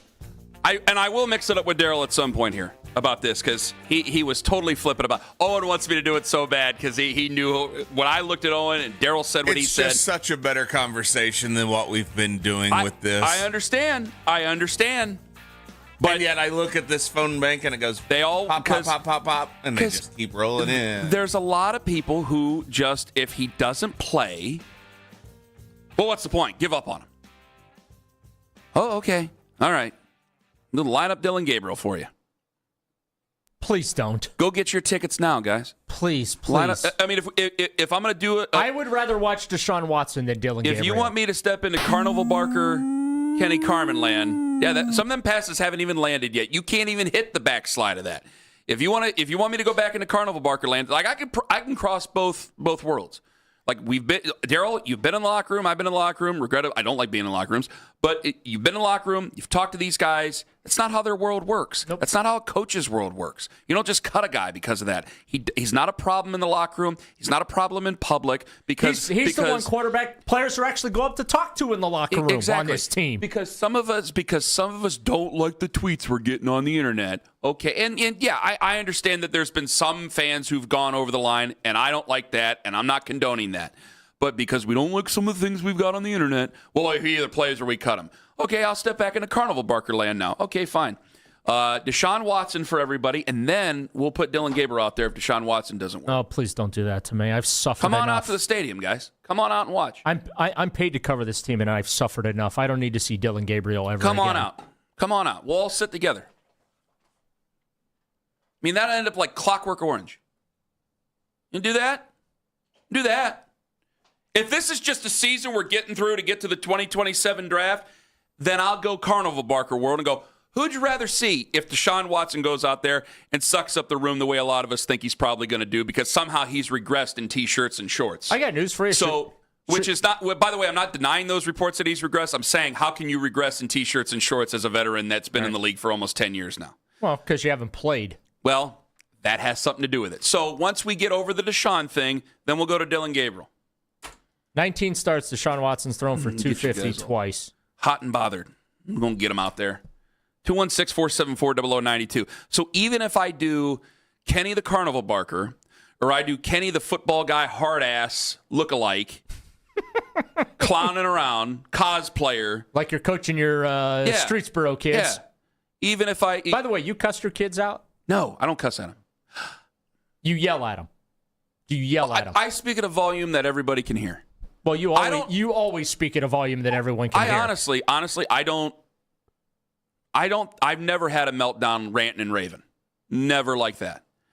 And even though, when the lights are off here, Owen and I are known to cuss a blue streak, not in front of them. Now, this is my last year, so I may throw caution to the wind and say to hell, what are you going to do about it? Maybe I'll do that. I don't know. We'll see. You know what? They always line me up to give that speech before they hit the field, and October 10th, that last home game will be here, and I might just let it ride. I will find out. I'm a wild card. You have no idea. I was going to say, I think you'd make a pretty good high school coach. I actually got a group text going on right now of my other coaches who may disagree with you. Anyway, thank you very much, TJ, Jamie, and Ray, and Brad for listening. 216-474-0092. Do I suck as a foot? No, I'm kidding. Hey, look, Eric Mangini went from intern to head coach of the Browns. There's hope for you. You know what? He went from getting coffee to being the head coach of the Cleveland Browns. You're making me feel good about myself. There's hope for you. Listen, Owen, just because you beat me in the shoe. Remember, I wasn't the head coach, okay? Wasn't the head coach. And I'm not the head coach still. I was just calling offense. What were you doing, defense? Don't those two play against each other? Moving on there, bud. You got a bigger program. Moving on there. I don't know. I'm hearing some excuses here, Owen. It's a beautiful sunny day, and the scoreboard wasn't even on. So, I mean, who's to know what the score was? Who's to know? My phone. People in the stands? All those parents. That sucks. That got ruined by some parents out of the listening area, so I can say this. That was a cool experience down there, and those parents ruined it. They got in a fight in the parking lot before. You're kidding. Yeah, it ruined the whole thing. It was like one of the best things ever. The Imagine kids loved it. The parents loved it. ruining the youth experience. How parents got in a fight at the shoe when the scoreboard isn't even on and there's not a PA announcer or anything is beyond me, but whatever. Yeah, that's terrible. Because I have that picture will be It was not anyone from either of our communities. Yeah, no, it wasn't. I said they are not in the listening area. They are not in. They might be listening on the free Odyssey app. I don't care. It was terrible. I'm reminded of Ruined the that sign opportunity. I love seeing at ball fields. This is not the World Series, okay? But I'll tell you this again, as either Carnival Barker, me behind the microphone. Okay, I mean literally, I wore the clown makeup once on the air for the Halloween show last year, so I'm a glorified clown if we want to do it that way, or if I want to be cosplayer hard ass football guy Ken. It makes no sense either way. It makes no sense either way. So what? We're tired of reading emails. We're tired of getting nasty calls. Who cares? That's part of what we're here for. It's all entertainment. That's what it's supposed to be. So if it's all entertainment, quote unquote, I think the Browns fans, even if they're not fans of the guy, it's much more interesting to talk about Shedeur Sanders if we want to do it that way than we want to do Dylan Gabriel. But then if I want to get real about it in football terms, why on earth I've been through all this, I've given him an opportunity to start, and I'm going to cut him after camp? That's insane. I look at him and listen to what's coming out of some of our mouths. He's good for business. This team's got 3 wins late in the season, but Shedeur's playing. Guess who's still reading, listening, watching, reacting? The fans. Go to the phones. Drake in Cleveland. Hello, Drake. We have Drake. Drake gone? Drake's gone. Hate the Drake. Joe and Avon. Joe, you there? Or are we having phone problems? No, we're good. I hate the Drake. Super Bowl or big TV or not. But Thank you, Joe. Go ahead. All right. Ken, I'm on board with you. What is the point of doing all this? To me, it's almost a scared, that 5% chance that he might be the guy. Let's run away and hide. Why? I'm 49 years old. I've been through Bernie was beautiful, and John Elway ruined my life. Okay, that's fine. Where we're at, you've actually, for the first time forever, checked the O-line boxes, checked the wide receiver boxes. You've got tight ends. You also have a fullback. You have a guy that's actually a football coach, and not necessarily. And I don't mean that in a bad way with Stefanski. He was all right, but you've got a full-time football guy, and the defense side of the ball is still phenomenal, miles or otherwise. It doesn't have to be start or not start. Mm-hmm. Let's see what happens. And if it's nothing, he's a 5th-round pick. What have you lost? If you get a 2nd or 3rd-round pick for him, I think that's a complete waste. Who cares? We have enough draft picks. What do you want to get something else that might be something? See what you have. If it's nothing, we've got everything lined up for next year. To me, let's do it. Let's see what happens. At the worst thing about it, I'm serious. Joe, thank you for the call, because we've given people who are far more idiotic far more chances. He's not a bad person. He's not dumb, not bad. I've had dumb, I've had bad play for this football team. The worst thing he's going to do is lose football games, which in the end is not going to make anybody happy, but in the end is going to still put you in a better position. So even if I wanted to paint the picture that way, I'm glad you agree with me on this, Darryl. I mean, it doesn't make for me getting red-faced and angry, which is what a lot of people seem to want, but it does make me happy that there's at least some common sense, because the whole cutting or trading if he doesn't start, to me, is just ridiculous. The bar is low, but it would take a lot for him to be the worst quarterback we've ever seen since 1999. Mm-hmm. No, I'm serious. It would have to be a complete unmitigated disaster, exactly. which if you watch those 7 games last year, it wasn't. Here's the other thing, too. There's going to be if Shedeur Sanders can start this year, there's going to be an entertainment factor with it. It might be good entertainment, might be bad entertainment, but it's going to be entertaining. And isn't that what it's about? True. Paul and Canton, you're next up on the Fan. Hey, good morning, guys. Morning, Paul. Good morning. Well, when they say Shedeur can be a backup, he was a backup. As a matter of fact, he was a backup behind somebody that obviously wasn't as good as he was in Gabriel. So do I think he could be a backup this year? Of course. Deshaun is Superman in shorts, but when the bullets start flying, people start dying because he's actually Clark Kent. People forget that he actually had a good team before. He didn't have a last-place wide receiver, last-place offensive line. He robbed you of $250 million just about. You don't know when another claim is coming. He hasn't played good in 3 years. Let me put it like this. In the last couple of months, the quarterback who played well for you won division games, back-to-back division games, actually had a great game with Tennessee. That's Shador. That wasn't years ago like Deshaun or with injuries. And he actually makes you money, and you're paying him pennies. So just go through the year with him, and then you find out, and then guess what? If he's not good, then you draft a quarterback.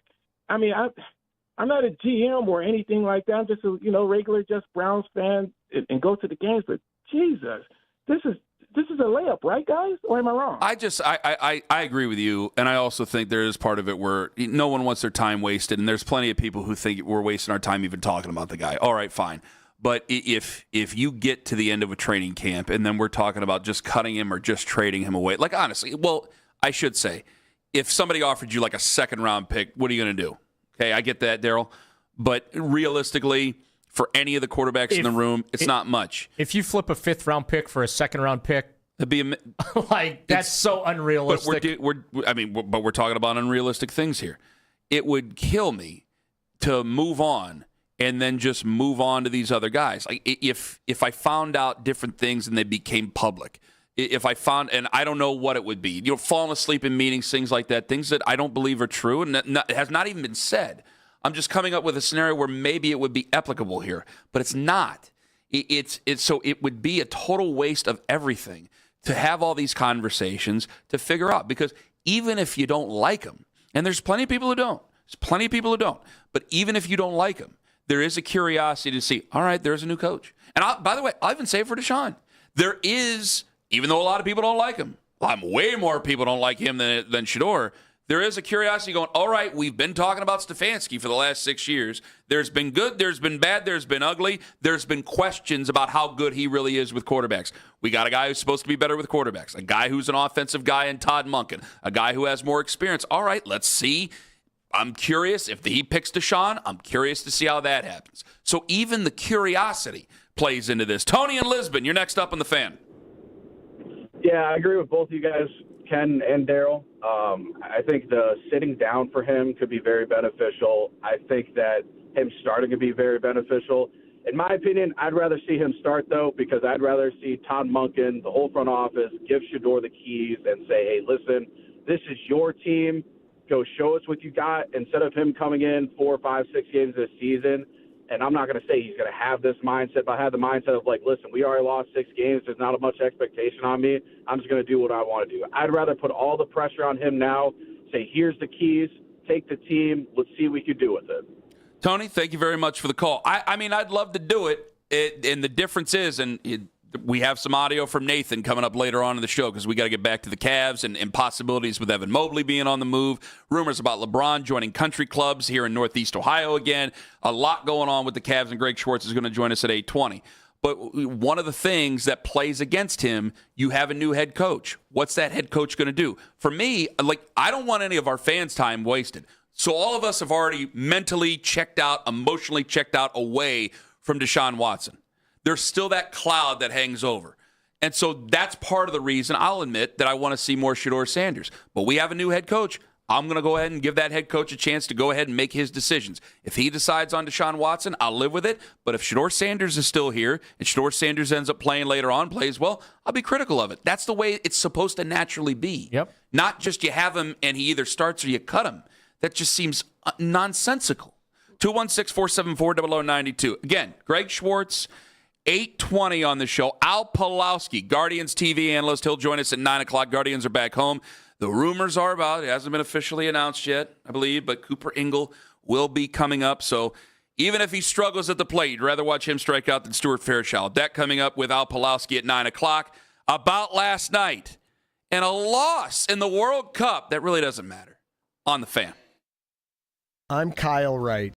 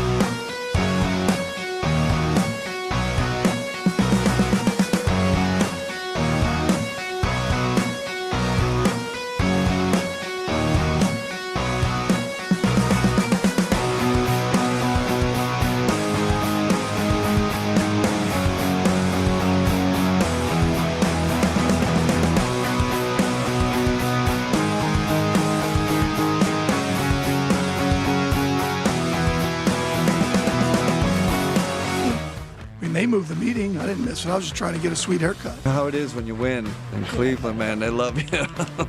When you lose, whew, it's the way it should be. He's a piece of crap. The kid, he sucks. He's sucked his whole career. I got rumors about him. How he couldn't please his wife, so now he's divorced. That sounds really good, but I'm not 6'5", and I don't have the athletic ability to play in the NBA. Now, the Ken Carman Show with Anthony Lima give their thoughts on what you might have missed about last night. The Guardians, allegedly, have made a move. Calling up potentially Cooper Ingle, catcher from Columbus. Big deal, I think. He has played a couple of games in left field, a couple of games DH. Now, you're not going to get rid of, your corresponding move is not going to be DFAing Patrick Bailey and, God forbid, DFAing or letting go of Austin Hedges because he's having the season of his life. I'm wondering... What's Hedges hitting again? 260-something? Okay. Just what is he? He hasn't hit about above... 200 points higher than usual. Yeah. So I'm trying to think of where you fit him in because you're not going to put him in center. You're not going to put him really in... I think we'll find a spot for him. Put him in left. Probably he'll DH a couple of times. It's a spark. And I like that they're bringing up guys because John, it's I hate working. to talk down to you right now, but I'm going to. You love to. You know, it's a tell as old as time for you to play any position at all in Columbus and then come play right field for the Cleveland Guardians. Yeah, I was going to say, who plays a catcher in left It's field? so true. Yeah, John, I know, man. We started 7 shortstops last year. You're from a big market that signs big names and big money and all that stuff. You'll learn quick. You will learn quick now as we're bringing guys up here. That I forgot that David Fry was a catcher because he played everywhere else but there. Then also he played a whole season where he couldn't throw a ball, so they couldn't put him in the field. He could hit, but you could be a bullpen catcher and we'll stick you in right field. That's how it goes. But yeah, I love where your head's at, by the way. Oh, John, I wanted to tell you. Sorry, I didn't know you had problems getting Geltzeiler back on. Sorry for yelling a couple of days ago, which, by the way, we have made peace with Brian again. So we're good. Everybody's good. Tiger got out of the cage with Lima. We've all made peace. I was wondering how that whole... That was ridiculous. Go ahead there, John. Major League Baseball has proposed a lot of things in this new CBA. The biggest one, and first of all, I love the fact that they're going to get rid of deferred contracts. Hopefully that happens. But MLB players, the association, first of all, did you see the letter they put out? Oh, God, that was a nasty letter saying that they're trying to limit the wages of these players.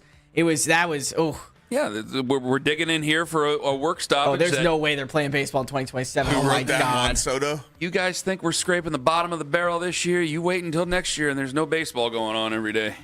Now, I don't love what they're trying to do with the free agents. If you are a free agent signing with a new team, you can sign this is what's proposed, as high as a 5-year and a $202 million contract. I'm sorry, Ohtani got $700 million. Juan Soto got $700 million. It's not going to happen. No, they'll never do that. I mean, how many guys are signing 12-year contracts? Okay, Ohtani won't do it. See, this is kind of the problem that the NFL has, but they have less time because there's way more players. Yeah. You could go a whole year with a work stoppage. Ohtani can afford it. Harper can afford it, et cetera, et cetera. But there are guys who won't be able to afford it, and they get voting power in this too. It's part of the reason the 95 stoppage ended, because guys needed to get back on the ball field and start making money again. So if the owners really want to dig their heels in, all they have to do is wait. And it sucks because we've seen the long-term ramifications of work stoppages with baseball and hockey and I think even NBA. Mm-hmm. But I think it's going to be very, very difficult. And I know you say it's impossible for him. Yeah, a guy like Shohei Ohtani would never vote yes for that, and some other guys won't. But eventually, after time, you got to do what you have to do to get back to work and make your money. You really think that they can strong-arm these players like this after Bryce Harper is screaming in Rob Manfred's face? And I understand you listed him as one of the guys that's going to vote yes. Of course, but these players are screaming he'll vote that down all face. day long. Him, Ohtani, those guys, Judge, the guys who make real money, they're going to vote that down all day long. Soto, et cetera, et cetera. You could scream in his face all you want. You're not going to get what you want. They're not just going to go right back to it. The thing that could probably get in the way are television deals. If executives get upset with it, then that might make some of the owners bend. But the owners have the money to just stall this whole thing out if they really want to. And that's the ultimate power that they have. So if they want it their way, they would eventually get it their way. We just see it all the time in the NFL. I mean, they threaten work stoppage, and then it lasts for a couple of days, and then that's it. We did this during COVID. Baseball's different. They canceled the World Series in 1994. Yeah. And there's fewer players. They make more money, so they have more time, which makes it even worse because then it affects the sport overall. And that's not a good thing for anybody. But, yeah, if you wait around long enough and they stall you out long enough, you eventually have to come back to the table and say, hey, $200 million is better than nothing. I got a house. I got kids in private school. I got cars. I got my dad I got to pay for. Like, that whole thing starts to add up. We ain't getting a paycheck. I don't know if athletes are going to go for that. If you have to, you have to. But I just don't think that players are going to be out here advocating for generally less money for the whole pool. I don't think they will never advocate for it. It's something they may have to accept. There's a huge difference there. All right. The WNBA is celebrating its 30th anniversary, and there is some controversy, I'll tell you right now. They put out a commemorative poster, and Caitlin Clark was not on there. Now, when I saw the report before I saw the poster. 30th anniversary, so they're older players too, players who have been retired and things? So let me get to that first. So that's what I thought. Okay. I thought it was going to be older players. I thought it was going to be like Lisa Leslie and Candace Parker and your Sue Cheryl Bird Swoopses and all that. Yeah, exactly. And I'm like, that's not that big of a deal. And then I heard that Paige Beckers and Angel Reese are both on that poster. Paige Beckers came out a year after Angel Reese and Caitlin Clark. And obviously, Caitlin Clark won Rookie of the Year over Angel Reese. So I don't understand why the WNBA is allergic to money. Do they get more attention by making the general public upset? Probably. I'm trying to find rationality in all this. Yeah, we wouldn't be talking about this poster if she was on there. Yeah, I feel like that the WNBA is taking the position of any publicity is publicity. Bad publicity is good publicity. Guys, again, it doesn't. Anytime it's just the last time that it really got into the mainstream conversation was Caitlin Clark versus Angel Reese in college, then going to the pros, and then how poorly the WNBA is treating Caitlin Clark.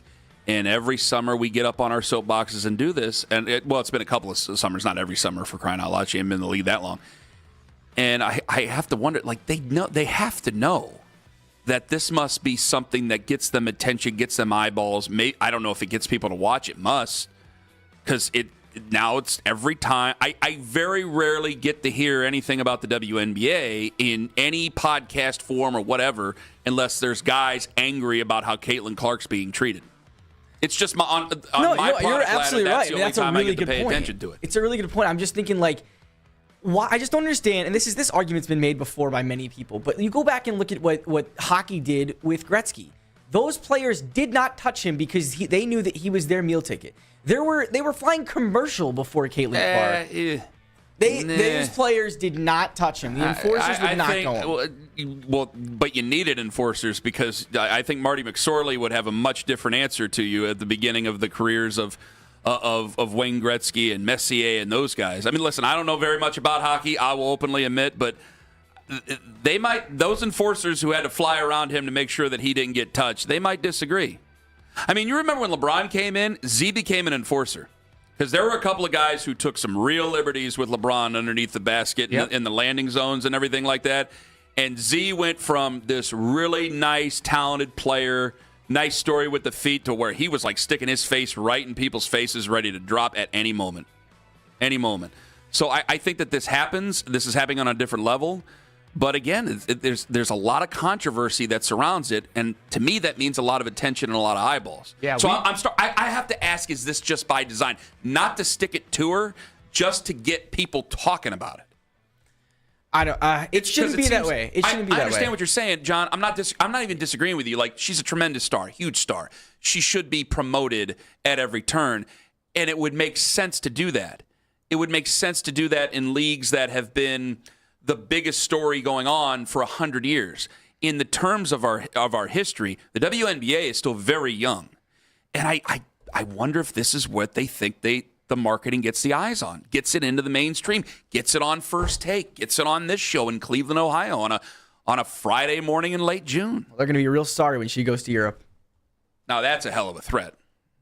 Is that it? If I were her, I'd make it, yeah. So you got to put the cap on the About Last Night, John. That is About Last Night. Outstanding, John. Love the kid. Coming up at 8:20, Greg Schwartz going to join us on the show, NBA writer for Bleacher Report. I want to discuss with him whether or not he gets to do Champion's Pose on the James Harden trade, because he was like the one dissenting opinion that came on the show that was very much against the James Harden trade back then. There were some callers, but I mean, as a writer, he was very against it. And you can't just move off Evan Mobley for anybody. Ken Carman, Daryl Ryder in for Tone on the Fan. You can't just go.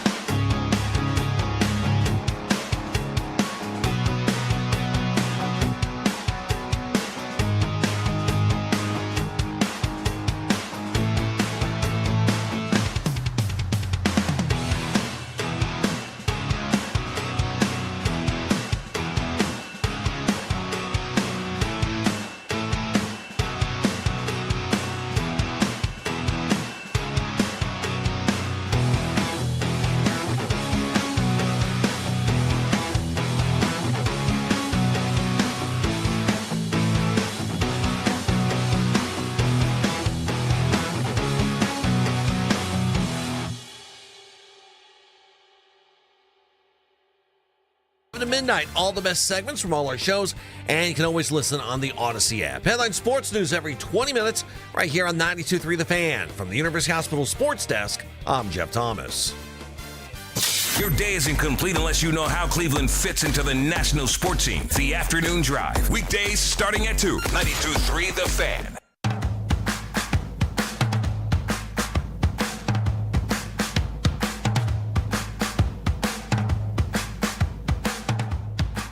The curious case for keeping Evan Mobley, even though a lot of people want to make a move just to make a move. It's not about making a move just to make a move. It's about obviously competing, obviously having a chance to win a championship. People see a concrete ceiling above them. And I feel the same way.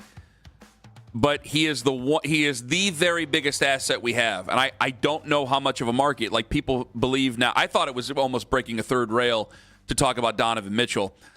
I think a lot more people are warming up to that idea here over time, which is odd to me. But the Evan Mobley, you got to be careful because he's the one elite asset that you have. And that's not just me calling him elite. That was the conversation with Chris Mannix yesterday. A lot of people around the league. Want to ask Greg Schwartz about that coming up at 8:20. This just came to my attention. Owen, you went to Urbana yesterday to pick up your children. Yep. Got a new set of children yesterday. And you got, what's the warranty? They didn't give me any. Oh, I thought it might be 10 years, 60,000 miles. I had no idea. Is. Okay. Oh. Well, no takesies, backsies. No. In the Kelly Blue Book, we'll find out. You got hit by a skimmer? Yes. It was crazy. So I went down there. By the time I got there, I'm on E, right? Because it didn't fill up before I went down. Get down. The boys are at a wrestling camp. They get done with their last, session of wrestling. They go to take a shower. So I'm going to go get gas while I've got time to kill. Of course. And try to use my card. And it goes through. I put my number in. I did the wallet, the Apple Wallet, just did the... You did your phone? Yeah. So the skimmer picked up the phone. Mm-hmm. Yeah. So then it starts and then it cuts off and it goes declined. Then I try again. Nope. Then I go to a different gas station, try there, declined, and it says contact your issuer, right? So I call them and they're like, $100 to this place. I go, didn't spend $100. I was just there. And luckily they were awesome. They were like, yeah, we'll take that off right now. Reopen me. I used it at the next place, got gas. There was about 5 minutes of my life where I thought now I live in Urbana. I wasn't coming to get you. Yeah. You're on town. I had driven out there, but no, Urbana down there, you're on your own, buddy. Yeah, it was pretty crazy so I went back and looked at that other gas station and it was a box. It had the Apple logo on it and everything on there, and the rest of the pumps there didn't have that. Yeah. So what I do now? Luck of the draw. That's terrible. Yeah. I've been hit twice. So now what I do on skimmers? Yes. So what I do, and luckily both times my bank was fantastic with it. But so what I do now is because they're using for the Wi-Fi or the Bluetooth readings, they're putting the skimmers are actually stickers over the original. So what I do is I take my fingernail and I will try and scrape it to see if it'll come off because they'll peel right off. And the other thing I do for the card, if I slide the card in to do that, do the old-fashioned way, I will pull on the face of the card slot to see if that pops off because those will pop off. You'll do that at a counter? No, at a gas station. At a gas station, okay. Absolutely. I'm too strong for that. I'm not doing that. Because there's been some That's destruction of property if it's not a skimmer. You had that one bodega. I think I don't want to say it was New York, but don't quote me on that. The guy running the bodega, he was participating in it. They had the cover over the thing at the counter. Yeah, but that was a card one, right? But even those, every card's a tap card now. Yeah, well, they hardly make any that aren't tap, and then it's just quicker to tap. They have the Wi-Fi skimmers. They have the keypad skimmers. They have the slot card slot skimmers. Oh yeah, It's pretty bad. It's a nightmare I wouldn't wish on my worst enemy. That's why I never. I wouldn't even wish it on Jason Lloyd. It's why I never. It's why I never use my debit card ever, because it takes you forever to get your money back. Whereas if how do you pay for things if you're not using your debit card? He just steals it. No, I use my credit card because it's protected. Exactly. Because they're going to protect their own money. You just got to pay them back. And not only that, they send me a new card right away. Boy, that's a good idea. Because if you use not everybody has that luxury. If you use the problem with using the debit card is it might take you a long time to get your money back. Okay, but not everybody has that luxury. Yeah, I guess they're just going to have to be vigilant. There's no other way to say it, and you hope. I guess the luck of the draw, almost that's just terrible. Yeah, that's horrific. I'm glad you got your thing back, and we're able to get gas so you can get the hell out of there. No offense to the fine. Had a wonderful cheesesteak on my way out of town. It was amazing. There's always a good place in every town. You just got to find it. That's the beauty of it. Now I'm going to sound like, never mind. All right.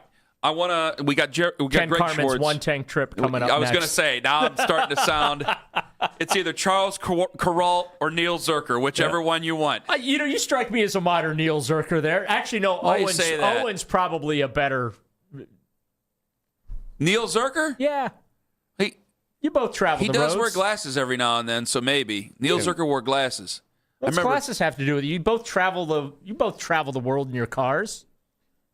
We do put a lot of miles on. Ken used an RV for his. Greg Schwartz joins us at 8:20. So I want to get this in. Eric Pincus. I've been not a dissenting opinion. Like, Jaylen Brown's a fine player.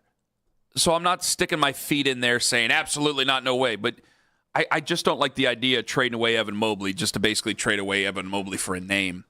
Jaylen Brown's a fine player. Evan Mobley is he is part of your future. And he's your insurance policy. Yes, he's the guy that if you want him to be a part of your future, he'll be a part of your future. He is the guy that if you need to break the glass on and there's a move you can make, fine. But it's called a nuclear option for a reason. And that's what I think Evan is. Eric Pincus, who is also from Bleacher Report, I know we'll have Greg on at 8:20. He was on Afternoon Drive yesterday. Here's his argument about holding on to Evan Mobley. At his height and size and skill and age, he's going to have a better rest of his career than Jaylen Brown will have, because Jaylen Brown is right around the 30 mark. Let's say he's got 3 or 4 more really good years left, whereas Evan Mobley should have another 8, 9, 10 years of really good basketball. What he does is special, and I think we're seeing that you need, with Chet Holmgren and Victor Wembanyama, I think teams are remembering size matters, has always mattered.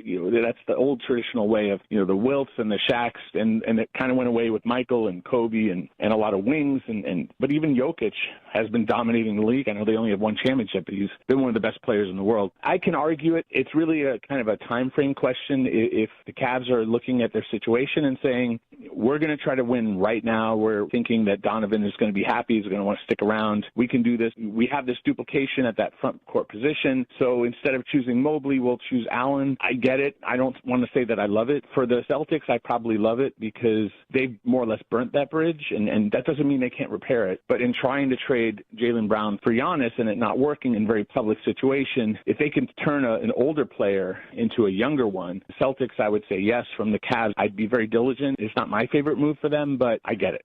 That's Eric Pincus, who was on Afternoon Drive yesterday from Bleacher Report. I know we played this audio earlier. I want to hit it again. Channing Frye. Now, you're going to hear Channing Frye call out the Cavaliers' heart, how they get along with each other. I want you to hear what they say in this clip from Road Trippin' about Evan Mobley. Listen very closely to this.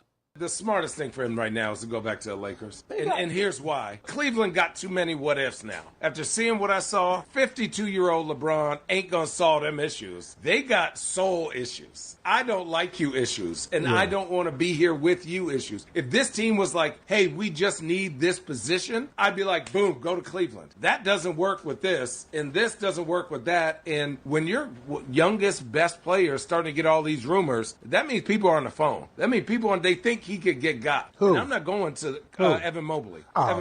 They ain't getting rid of Evan Mobley. Yeah, Evan Mobley's stuck there. He's stuck there. Oh, that's what I'm saying. He's stuck. So what happened if, let's say, Braun goes there? How does he fix anything? He doesn't fix the guys liking each other. He doesn't fix the continuity of the game. And you think James Harden only operates when he has the ball in his hand most of the time. I'm not giving the ball to James Harden if LeBron's on the team. You see, that's how strongly they're holding on to him. There's a reason why I played this. Is you notice what they now I understand there's a heart conversation that was about that. You can use the free Odyssey app, which is, if you missed any of it, it's brought to you by Integrated Restoration, your local experts in water, fire, and storm disaster restoration. Go back and listen to that. That was at 6:20 today. But there's a reason I wanted that played, because you just heard what Eric Pincus just said about Evan Mobley, Daryl. You just heard about what was said even when they were talking about LeBron, that they don't want to give up Evan Mobley. Look at the two teams that we've been hearing who are very interested in Evan Mobley, the Celtics and the Thunder. Let me just say this. The Celtics and the Thunder, we've made fun of both those teams. We've made fun in public. We've made fun of Sam Presti for holding on to the picks, working about the picks, making all the trade. And now we say that the Paul George trade was one of the biggest and best for them in the NBA. It was right up there with Jimmy Johnson and the Cowboys, right? The Celtics, with Danny Ainge before Brad Stevens, it was all picks. These are teams that were judicious, that took a long time, that went under a lot of heat to build, all right, and held on to guys that at the time we did not think they should hold on to. Why are they calling the Cavs? Why are they calling the Cavs? The two teams that have kept the same stability, and the Cavs have been actually stable here over the last how many years now with Kobe? Yeah. But think about this. The two teams that have championships over the last 8 years, they're part of the 8 that are the 8 different champions. Those two teams, known for their stability, known for how that they are coveting their picks and taking a long time, they're the ones calling for Evan. Why? Because they think that we're desperate, and they want to take advantage of the desperation. And they want him. Obviously, because he's an elite player. They have a higher opinion of him than at least defender. A lot of people seem to have. Exactly. So if I have those two teams, which should tell you to keep them. Exactly. Well, and I can see a world where they trade for Jaylen Brown, and I can see a world where I'm really excited for Jaylen Brown because I like Jaylen Brown. Now here, if you trade Evan Mobley and you win an NBA championship because of that trade, then it becomes worth it. But if you trade Evan Mobley and all you're doing is getting to the conference finals or the conference semifinals every year, you're going to feel sick. Yeah, you'll feel sick, and then eventually this thing blows. Because here's the problem the Cavaliers are going to have. At some point, the bill does come due. We can have all the conversations about the second apron and all that until we're blue in the face as far as what they're limited in what they can or cannot do with this roster right now.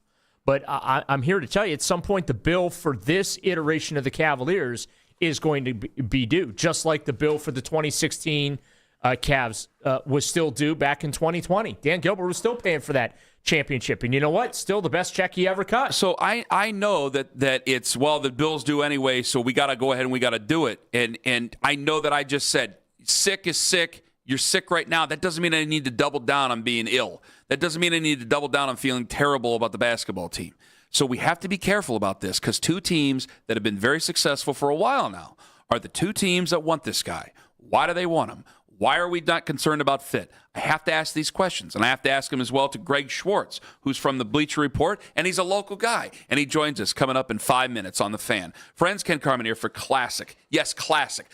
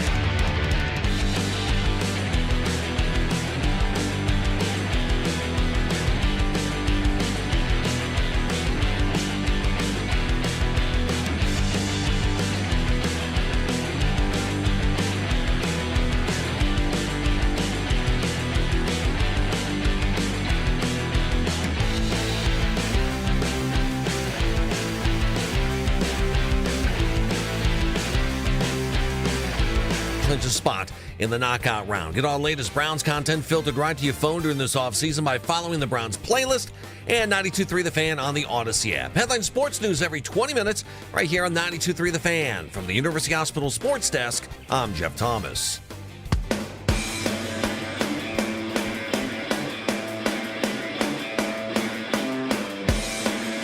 Coming up at 9, we'll talk to Al Pulowski, Guardians TV analyst, as the Guardians get back home for a 10-day homestand. Whole bunch of games being played in that homestand. But joining us right now on the Wise Heart Right, We Make a Right, Call Kyle Right hotline, Greg Schwartz, local man, good man. He's from the Bleacher Report. We've had him on before because he was the one dissenting opinion that we shared on this station about the James Harden trade. Well, have the chickens come home to roost? Greg, good morning to you. Do you do a champion's pose? Do you tell everybody, I told you so about James Harden, or did you like the way he played, or how do you feel about James now? I feel exactly the same way about him that I felt like when I was on your program months and months ago when we kind of forecasted what this was going to happen. And, obviously it ended the way it always ends for Harden, unfortunately. And now the Cavs are kind of stuck with him for the next couple years. And we'll see what that final contract number is going to be like. So. Well, you say we'll see with that final contract. Do you know something? Is it going to be more than what we want, or what are we thinking? I mean, if it's what I personally want, we would waive him and stretch that remaining $13 million and open up the full mid-level exception and explore other options and not go into the playoffs next year with a 37-year-old point guard who can't defend. That would be what I want. What I think is going to happen is it's going to be a 2-year, $60-some million contract that was presumably agreed to at the time of the deal, which is why Harden wanted out of the Clippers, and to leave his hometown of Los Angeles was because he wanted that financial security, which the Clippers were smart enough to say, we're not going to give that to you. So I think there's been enough writing on the wall that Harden's going to get that 2-year, $60-ish million contract, and that's probably been agreed to, like I said, probably since February. James Harden's made almost $500 million in the NBA. How much more financial security does he need? Come on now. Yeah, that's a great question. We could say the same with LeBron when we're all like, hey, LeBron, take that veteran minimum for, $4 million and come back and play for us. I don't think that's how these guys are essentially wired. I think they have a lot of business ventures, and obviously LeBron had ideas of team ownership at one point. So, yeah, it's easy for us to say, hey, you don't need that money. But unfortunately, that's not usually how these guys work. Greg Schwartz joining us on the Wise Heart Right, We Make a Right, Call Kyle Right hotline. So I'll ask you about LeBron coming up here in a bit. Would you be willing to part with Evan Mobley for Jaylen Brown? Would you be willing to part with Evan Mobley for anybody? So, yeah, I put this out on Twitter the other day. I was in the camp that I would not trade Evan Mobley for Giannis. And that was one I kind of went back and forth on, and I thought about it. And, okay, obviously, if you get Giannis, you're going all in for a title right now. But the contract scared me, the injury scared me, the age scared me. There's just all these unknowns with Giannis. Obviously, he's a tremendous player, but I think Evan is like your safety net. I'm not on board with trading Evan Mobley, and I understand you sped up your timeline when you traded Darius Garland for James Harden, who's going to be 37 this summer. I understand that. I just feel like, okay, in a year or two, James Harden's not going to be on this team. He might not be on an NBA roster because he's going to retire soon, right? He has to. Look at his age. Donovan Mitchell has essentially one guaranteed year left on his deal, and he's going to be 30. There's a lot of uncertainty there. We don't have him under contract. Your one safety net is Evan Mobley, and who just turned 25 years old. He's under contract for the next 4 years. He's the one piece that presumably could still raise your ceiling, right? Donovan is who he is. He's a fantastic player. He's not going to get a lot better. James Harden is getting worse. Jarrett Allen is who he is at this point. Evan's your one player you can point to and say, okay, we fell short last year, but Evan's going to be better next year. We can point to him and say, okay, that's our growth. And if you trade him for, Jaylen Brown, who's going to be 30, if you trade him for, whatever player, you're taking away that future safety net. And you're saying, all right, we're going all in. And if it doesn't work, we don't have control over a first-round pick for the next 3 years. So we're in danger territory now. So I would not trade him for Jaylen Brown. There's obviously, like Victor Wembanyama, Shai Gilgeous-Alexander. There's players out there that obviously you would trade him for, but I don't think there's anybody that's going to hit the market that I would say, yes, let's definitely trade Evan Mobley for that guy.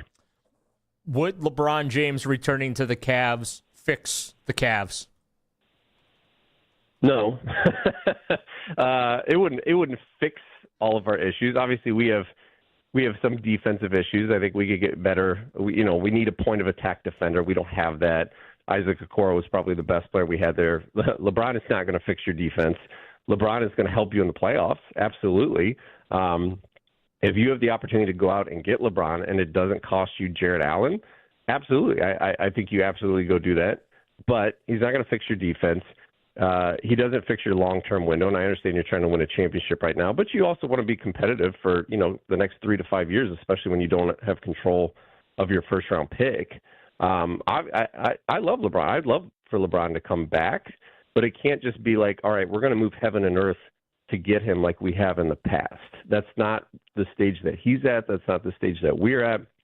If he wants to come back and sign a veteran minimum deal, awesome. Like that's the best case scenario, right? If he wants to do a sign and trade deal where we send them, Max Strus or Sam Merrill and we package some salaries together, okay, great. Like we can do that. My dream scenario would be we use James Harden's contract in some sort of 3-team. I don't think the Lakers want James Harden, but in some sort of 3-team iteration where Harden goes somewhere, we get LeBron in a sign and trade. Like that'd be amazing. But no, LeBron doesn't fix everything for this team. They have toughness issues. They have defensive issues. They have a lot of issues. But yeah, if you can get LeBron and it's not going to cost you a core piece, you absolutely got to go do it. Explain toughness issues if you can, Greg. Yeah, I still don't think this team is tough enough.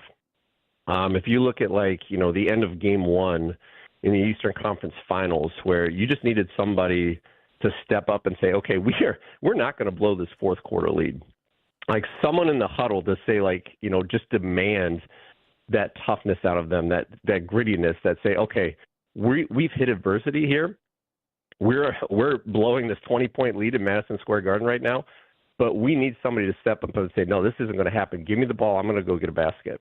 And I think too often the moment has looked too big for them. And if you look at the rosters, how many of these guys are tough? Donovan Mitchell's a great player. Is he tough? Evan Mobley's a great player. Is he tough? I think Jalen Tyson is tough, but Kenny Atkinson didn't play him a lot. I think Naquan Tomlin is tough. Obviously he wasn't in the playoff rotation. There's just not enough tough guys on this team. And I think the Knicks have a lot of those guys with Jalen Brunson, OG Anunoby, and Josh Hart, where the moment's not going to be too big for them. And obviously LeBron's a guy that is tough, and the moment's never going to be too big for him. But I think up and down this roster, we still have too many nice guys and not enough tough guys, and that matters when the playoffs start. Put yourself in Kobe Altman's shoes. What would you do to toughen up this team in this offseason? Yeah, like I said, perimeter defense, I think, is one of the big things. Unfortunately, I think James Harden's going to be back, and it's like, okay, if you're going to the playoffs next year and you have James Harden and Donovan Mitchell as your starting backcourt, okay, offensively, that's great. Who's guarding Jalen Brunson in the playoffs? If you make it to the NBA Finals, who's guarding Shai Gilgeous-Alexander? Like, you have real point-of-attack defender issues. Can you go out and get, like, a Herb Jones from New Orleans, like a big wing defender? Especially we don't know what's going to happen with Dean Wade in free agency. Is Dean Wade going to leave? Okay, now we lost, like, our one perimeter guy that has size. We have too many of these 6'4", 6'5" wings, especially if Keon Ellis comes back, which we don't know if we can re-sign Keon Ellis. I think if you get LeBron, that helps some of your size issues, especially on the wing. That would be amazing. If you can re-sign Dean Wade, that would be great. But, it only takes one team out there to give him a big chunk of their mid-level exception. All of a sudden the Cavs can't afford him. So I think you're looking at maybe not making a monumental move, but maybe banking on, okay, we know Evan's going to be better. If we can even trade like a Jared Allen to like the Pelicans for like a Herb Jones and Yves Missi, and we kind of pick up more depth pieces. We have a guy that, okay, can play center next to Evan Mobley. Now we have a good point of attack defender. We've gotten bigger on the wing. I think that's my ideal Cavs off season, especially if you can pick up LeBron James in some sort of way and give you that extra playoff experience. What's your feeling of the team? Greg Schwartz joining us on the show from Bleacher Report. What's your feeling on the team in their chances if they run it back? I mean, they have a really good team, right? They made it to the Eastern Conference Finals, and there's things that they can point to. They say, well, we just got James Harden in February. Now we've got him for a whole training camp. Obviously, Evan Mobley's the wild card. Like, he's this is year 6. Like, it's not like Evan Mobley's like, 19 and he's this complete mystery box. No, but he still has room to grow. Jalen Tyson, to me, is like the biggest X factor on this team. You could point to him and say, wow, look at that. Look at the leap he made from year 1 to year 2. I still believe right now, I would go into next year and say, Jalen Tyson, you're my starting small forward. We might be a little bit undersized, but now I have a guy that can guard point guards. Now I have a guy that can guard the opponent's best perimeter scorer. Now I can have a guy that, makes 42% of his three-pointers that I can put him in my starting lineup. Why Kenny didn't use him in that role, I don't know. It drove me nuts. So Tyson is that one guy that I think you could point to and say, all right, this is why we're going to be better along with Evan Mobley. But I don't think that you can look around the East, especially with Giannis going to Miami. The Indiana Pacers obviously better. We'll see what happens with the Boston Celtics, and obviously I think they're going to have to trade Jaylen Brown. I just don't think the Cavs can do nothing and expect to be in the absolute title race next year. Is there anything they can realistically do to guarantee that they're in the title race next year? No, I mean, I don't think you can guarantee anything. Like I said, it's, if you were going to trade Evan for Giannis and you had a crystal ball that was going to tell you that Giannis was going to be healthy, absolutely. Like, yeah, if you could have paired Giannis with Donovan Mitchell, with James Harden, with those guys, maybe then you feel better about your title chances. But, I mean, you just never know. Look at the last 2 years in the East. Did anybody think the New York Knicks were going to make it out of the East? No. I mean, it was Boston, it was Cleveland, it was Detroit had the best regular season record 2 years ago. Did anybody think Indiana was going to be, you put out a great roster, you build it with depth, you build it with toughness, you build it with shooting, you build it with defense, and you see what happens. And, no one thought the Oklahoma City Thunder were going to be down 2 of their leading scorers and not make it to the finals. You put the best team out there that has a legitimate chance, and you see what happens. And that's what we've seen in the East, especially the last 2 years. Should Donovan Mitchell be untouchable? I mean, if you can have a conversation about trading Evan Mobley for Jaylen Brown or Giannis or whatever, why can't the Cavs have a conversation about trading Donovan Mitchell? That's a great question. I would probably be more likely to trade Donovan than Evan at this point. And a lot of that comes down to money, right? If Donovan agrees to sign that 4-year extension, about $270 million, that's a lot of money, right? You're paying him $70 million a year for a guy who's going to turn 30 this year. He's I don't want to say a smaller guard, but a shorter guard. That scares me a little bit, right? But that's kind of how the NBA is going. Okay, he's still arguably a top 10 to 12 player. $70 million is a lot, but you can justify that. My problem is if Donovan says, no, I want to wait till summer of 2027. I want my full 10 years. I want my full 35% of the cap. I want my 5-year, $380 million contract. I'm saying no as the Cavs. I can't do that. I can't give you $80 million a year moving forward when we don't know if you can be the best player on a championship team. That's Wemby money. That's Luka money. That's Shea money. I can't give you $80 million. If Donovan wants to sign that 4-year extension now, great. Like, we can do that. Is that a little bit of an overpay? Yeah, I think it is. But I'll do that. But if he says, I love it here, but I'm not, I want my 5 years, my full max, I'm saying thank you for your time. I'm going to start finding another team for you. I can't give you $80 million a year. So it just depends. Is he willing to sign the 4-year? Great. Let's keep you. If you want the 5-year, you're going to have to get it somewhere else. And then that's when I start having those trade conversations with Donovan Mitchell. Let me ask you this, Greg. I'm sorry, and I'm sure you mentioned this again. The 5-year possibility, that's at the end of next year, is that correct? Correct. So if he plays out this year and he wants to go into, and he can pick up his player option. So if he accumulates the 10 years of service, then he can get 35% of the cap. And if he signs an extension this year, he can only sign it for 30% of the cap because he's not Supermax eligible. He doesn't have 10 years of service. So you're basically looking at paying him just under $70 million a year on a new contract. Or if he goes into unrestricted free agency in another year, you're giving him a 5-year max. That's going to be $80 million a year. That's a no for me. I can't do that for Donovan Mitchell. Greg Schwartz, find him on social media. He's fantastic, local guy, obviously. He's from the Bleacher Report. He was on the Wise Heart Right, We Make It Right, Call Kyle Wright hotline. Greg, thank you so much for the time.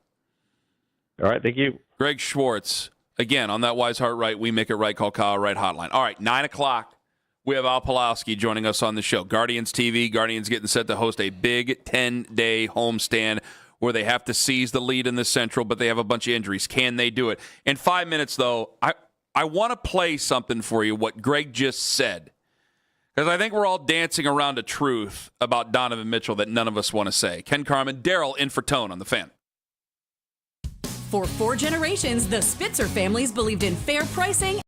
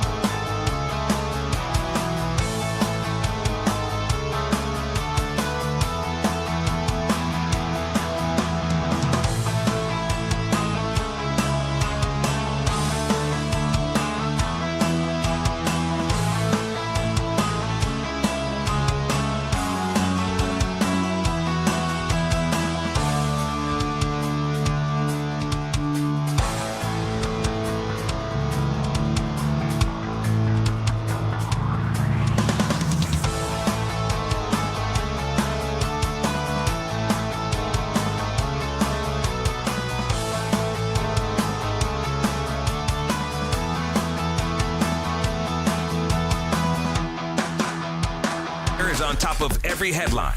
Listen to his reports on the station with the most local sports talk in town. 92.3 The Fan. Powered by Scheiben Jewelers, Cleveland's premier jewelry store. The best Guardians coverage is right here on Cleveland's Sports Radio. 92.3 The Fan. Donovan Mitchell. That's a great question.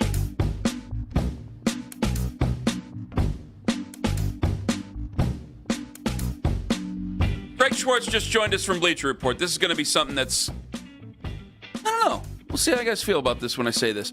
Greg, do we have that yet? Did John load that in yet for you? He just left here 14 seconds ago. Not the new one, the one he loaded in, the original one. Okay, here's Greg Schwartz, Bleacher Report. That was a quick turnaround. We just ended the interview. Here's Greg, Bleacher Report, about Donovan Mitchell and a potential 5-year extension for Donovan.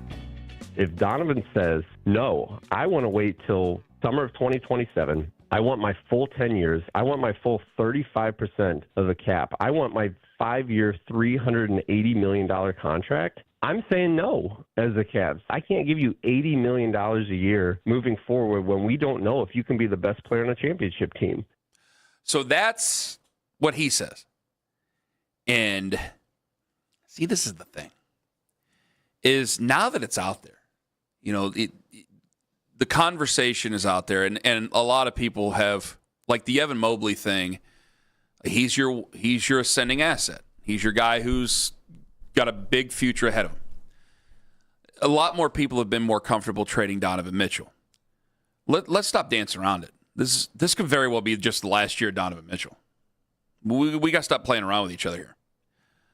Anytime we talk about money for Donovan, well, you know, with the TV deal and everything, they could sign $60 million. And people go, gosh, geez. I heard Jeff Phelps last week. I don't want to pay him $60+ million a year. I've been saying the same thing. And then when you get to if he waits until next year where he can get the entire bucket, and you're talking $70 to $80 million a year, I think there's a lot of guys driving into work right now saying, hell no. So we got to face it, guys. It's in his best interest probably to wait another year. And he's going to. He's not signing an extension this offseason. There's no chance he signs that this offseason. So if he's not signing it this year, and then that means $80 million or something at the beginning of the year after that, he's only going to be older. You're only more disappointed with this team the further they go, but the lower they finish. So that isn't going to change because nobody thinks that they can win a championship as they are. They might have to go back with it. Let's call it what it is, guys. It's your last year of Donovan Mitchell. Tell me I'm wrong. Isn't this how this is setting up? Don't come after the messenger, guys. No, I can't find anybody I'm who's good like, with that. I can't find anybody who's like, sign him up. Okay, I just want to make sure before people overreact. No, because to me, there's one of two things happens, right? I haven't heard it. He either moves on because we didn't get to where we needed to go, or we did it. We got to where we needed to go, and then let's address that money after that. Well, if you get where you need to go, which is winning an NBA championship, then I'll pay him. But if you're, will you? Yeah. Will you? You'll give him $80 million if they win it. If they win the championship this year and he doesn't sign, you'll sign him to an $80 million a year contract because we got to talk about the future, not the past. No, I know, but I mean, like then you got the payoff. Yeah. But I'm paying for the future, not the past. I can always bring him back for a 10 and 20-year reunion and say, congratulations. Like, guys, we got to face facts here. So you're saying if they win the NBA championship with Donovan, you wouldn't pay him the extension?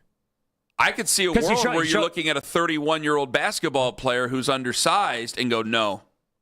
Now, that's a very villainous thing to say. No, I know. And immediately, I know me, and you know me, and certainly Owen does. I'm an emotional guy. If they actually won the championship next year, I would say give them all the money. Ain't my money. I don't care. Keep them around. I want the good vibes to continue. That's the point I'm making. Okay. Maybe Dan Gilbert feels the same way. I know me, but I don't think anybody thinks they can win a championship next year. No, they're not. If they can't, if they believe they can't win a championship next year and he won't sign this year, well, I'm sorry. We just have to face the fact. And Owen said he's okay with that. I think that might be another conversation. Before the season, probably would have had a little more of You bet your ass. Yeah, I would have been a little more apprehensive about it, but I would have been real apprehensive about it. I mean, he's the entire reason why we are in this position, and that's not a bad thing. He told me 82-0 didn't matter, and I agreed with him. And then he came out and went, you know what? Also, 7-game series doesn't matter. But that's the thing. He knows the stakes. He knows it's championship or nothing with him. It's been that way since he first did. This is a great thing you just said and reminded me of. He knows it's been this way since he first went to the playoffs with Utah. It's always been playoff Donovan this and playoff Donovan that. He knows that the championship is supposed to be the end-all be-all. Right. But he doesn't know, and we may have to accept that he is just not physically, he may not be the type of player who can get you to a championship as your number one driver. Yeah. So if he's not, and he's not hurrying to sign a contract, and we're not hurrying to sign him to a contract next year for $70 to $80 million a season, there's only one thing left to do. Or excuse me, there's two things you can do. You can let him walk away in free agency, fat chance, or you can trade him. So I think we have to look at the very distinct reality that, yeah, he's a very emotional driver for this year. I do believe he'll be back this coming season. I think he'll be back. I know that there's been some people going, Kenny, this is why you move on from him. And then I've got emails, we've had calls and all that stuff. I don't think that they would do that this year. I don't believe I condone it this year. Well, I'd trade him for Jaylen Brown in a heartbeat because I think Jaylen would work well with them. They wouldn't trade for him there. I know. So we can You're wish in one hand. Jaylen for Evan, probably. Yeah, that's it. And if I can't make that move with Evan, and I'm not fully on board with that. I know they're not going to take Donovan. You're not stuck with Donovan Mitchell. The guy has played at an MVP level. There's no stuck with it. But I think we are going to have to face facts here, is that he is a guy that I'm not going to get Jaylen Brown for. Anybody else who's realistic to that level of a wing, I'm not going to get that person for. I mean, hell, this is a better version of Darius Garland, but the same kind of conversation, just with age. So if nobody wants to sign him after next year, and I'm getting a lot of people who don't want to sign him next year, well, he's not a $70 to $80 million a year player. I'm sorry. No, I don't think anybody says he is. He's a great player and certainly have a tremendous amount of respect for how he's embraced being a Cavalier and being here in Cleveland. Not a lot of guys that get traded here have the same approach that Donovan's had, but the reality is he's just there's just too many flameouts with him. I mean, there were playoff games where what was the one game he had 29 points going into the fourth quarter. I think it was in the Pistons series. Didn't score in the fourth quarter. He spent the whole fourth quarter deferring to everybody else. That's not what your superstar should be doing. Well, by that time he's gassed because he can't physically carry the team the way that point. You know who used to be able to carry the team. That's why that guy is called an icon. That's why that guy is the greatest of the generation, because he could physically do that. This guy can't do that. That's what $70 to $80 million a year players do, though, Ken. That and maybe I'm being unfair. Well, maybe that's a going rate by the time the new TV deal kicks in. So I get it. And those type of guys. And again, I'll acknowledge maybe I'm being unfair, but that's just the reality. When you're talking those kind of dollars, those are the expectations that I have that come with them. It just sounds like we're talking crazy. Am I wrong? No, you're not. It just sounds like it sounds like we're talking crazy. This is still an Eastern Conference Finals team. They're not bad. We've been using some crazy language about them, not you or anybody. But it's like, man, just relax for a second. But if I'm relaxing for a second and just thinking critically of this, I'm not even ripping Greg for what he said. Right. I disagree with him for what he said about James Harden, but we had to keep moving through an interview. It's an interview, not a fight. I disagree with him about that. Lima's not here. When it comes, that's true. When it comes to Donovan Mitchell, we got to face facts here. So if it's not Donovan that's on this team, like say they had to move on from Donovan at the end of this year. What is your alternative? What do you do with James Harden? What do you do with Evan Mobley? What does Evan Mobley just become the piece and you start to rebuild with Evan Mobley? Like this is possibly the last year real championship level basketball, championship contention basketball that we play with this iteration of the Cavs. That's part of the reason I think that they are so strong-willed to hold on to Evan Mobley. And look, I celebrated it because you're exactly right. They're not going to sign him to $80 million a year. Evan Mobley, they think maybe they could sign him to $80 million a year, and I know there's a lot of people disagree with that. I'm sure. Well, I mean, I celebrated it at the time, but after what happened in the playoffs, that James Harden trade might have been a pretty big mistake. Nah, you had to do it. Even though he's going to be the vehicle you need to get under the second apron. After what Rich Paul said, you weren't getting your wing. It was it was a depreciating asset for a depreciating asset. I had to do it. But they might have made the wrong trade. Who did you want to trade for Darius Garland? You weren't getting anybody very much better for Darius Garland unless I find out something. Unless Rich Paul goes on another podcast and says something different, maybe I'll believe him. I'll believe that too. All I'm thinking about with James Harden with this multi-year deal is watching him dribble basketballs off his feet like he did in the playoffs. Al Palaus, that is strong commentary, sir. He had more games with more turnovers than field goals made. Al Pawlowski, Guardians TV analyst, joins us in 5 minutes. Cooper Ingle, possibly on his way up. Can't say for sure, but he's on his way up. But they haven't released it yet, and people get a little touchy about that sort of thing. So I want to ask him about Cooper Ingle, and I want to ask him about plenty of other things, like how the hell do we get all these guys healthy, and how the hell do we keep our head above water while they get healthy? Al Pawlowski in 5 on the Fan. You'll never beat Al Pawlowski.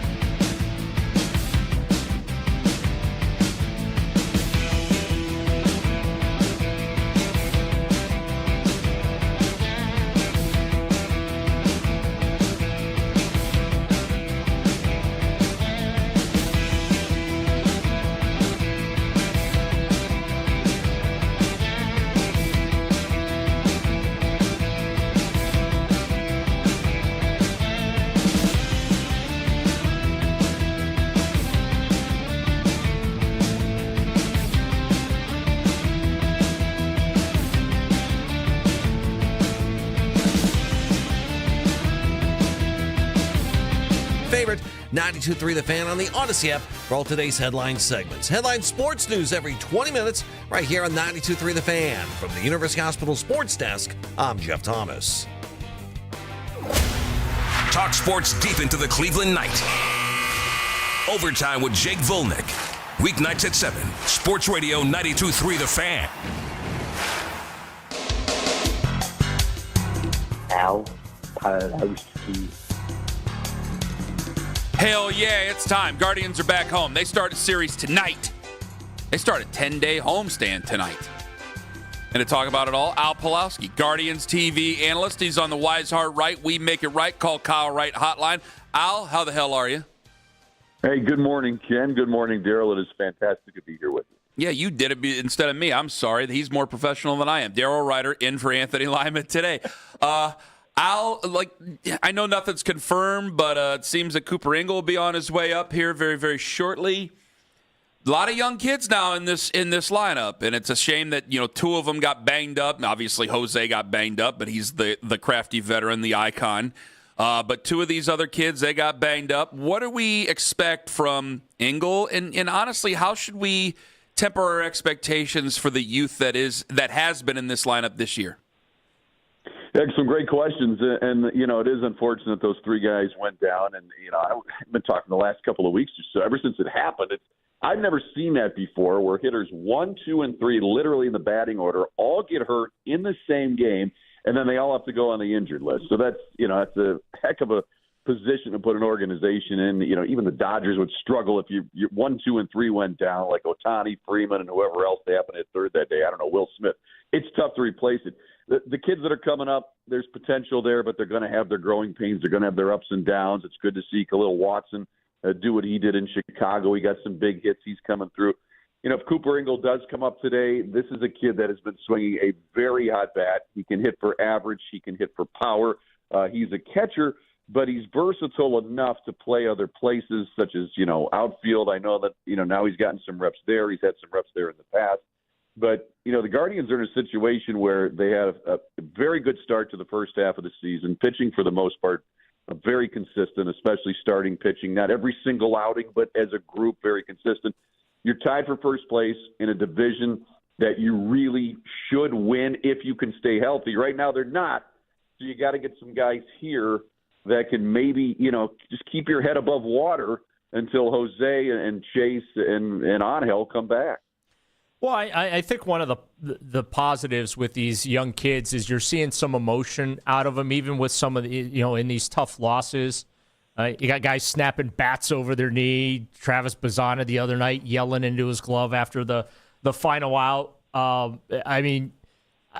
look at those kind of things as, I know Jose Ramirez is the heart and soul of this team, but he's not going to play forever, even though we wish he would.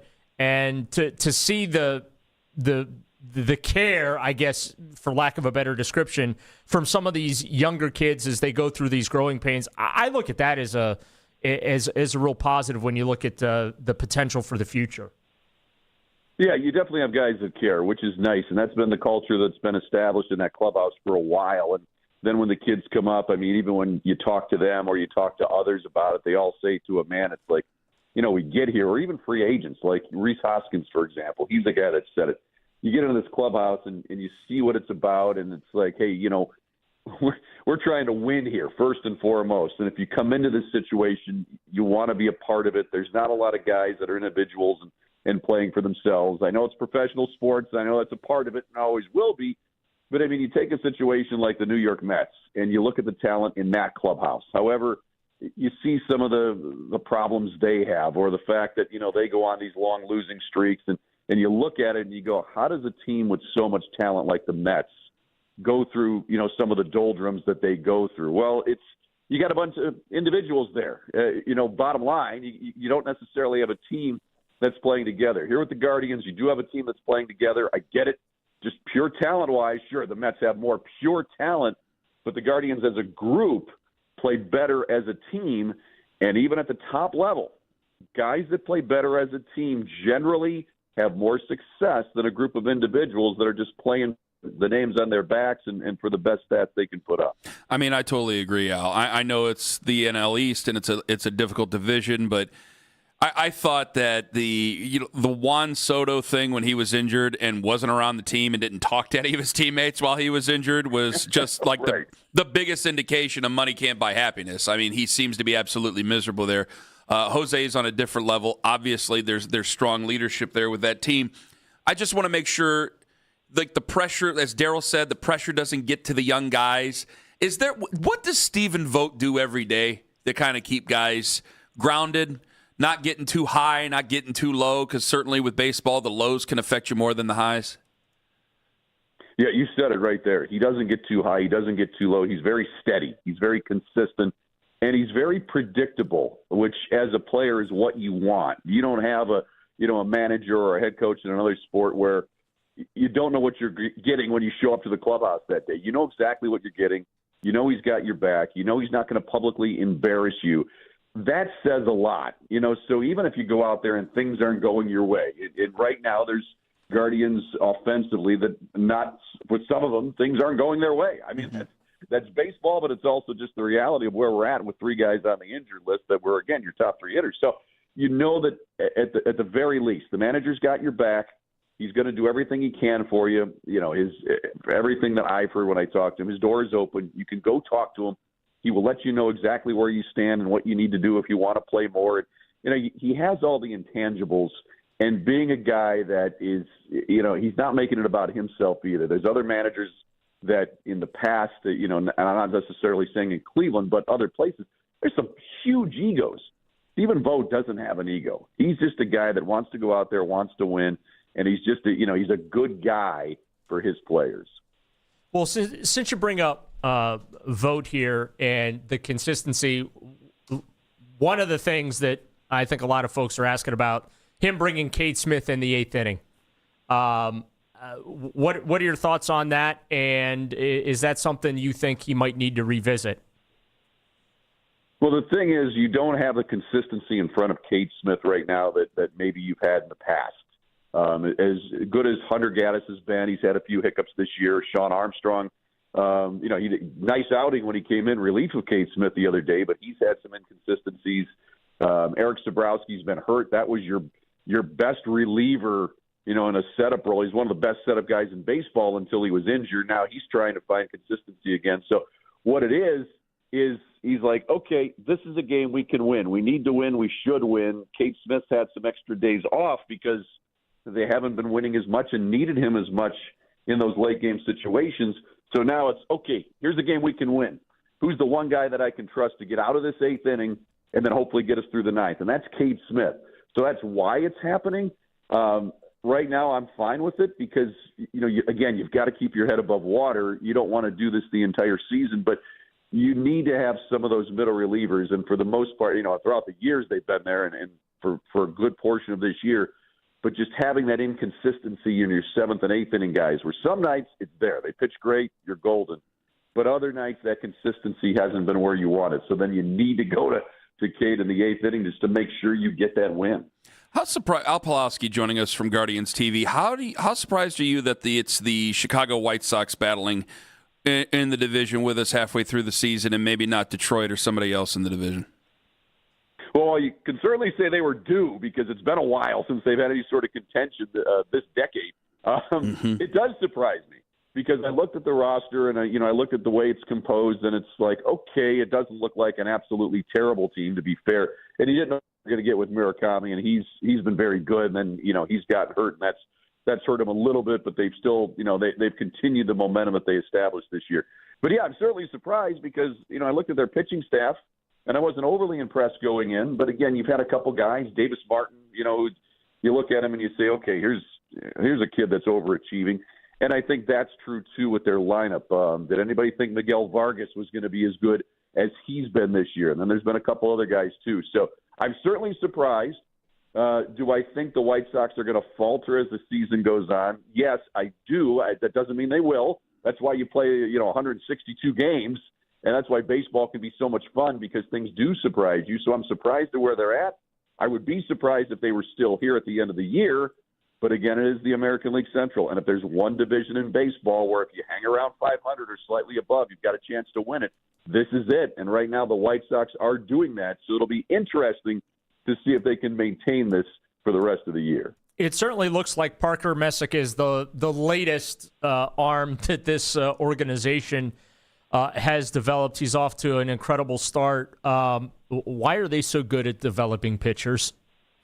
They've got just a great group of guys, Daryl. I mean, that really understands the message and what's going on. I mean, from the very top, Carl Willis at the top of the food chain, pitching coach-wise at the major league level, all the way down to the guys in low A and rookie league. They've got the same message. They've been doing it for years. And the other thing that I like is, and I've talked to some of the guys, and, I've talked to Carl over the years. One of the things that they do better than anybody, and there's lip service paid to this, but actually accomplishing it is another story. Right.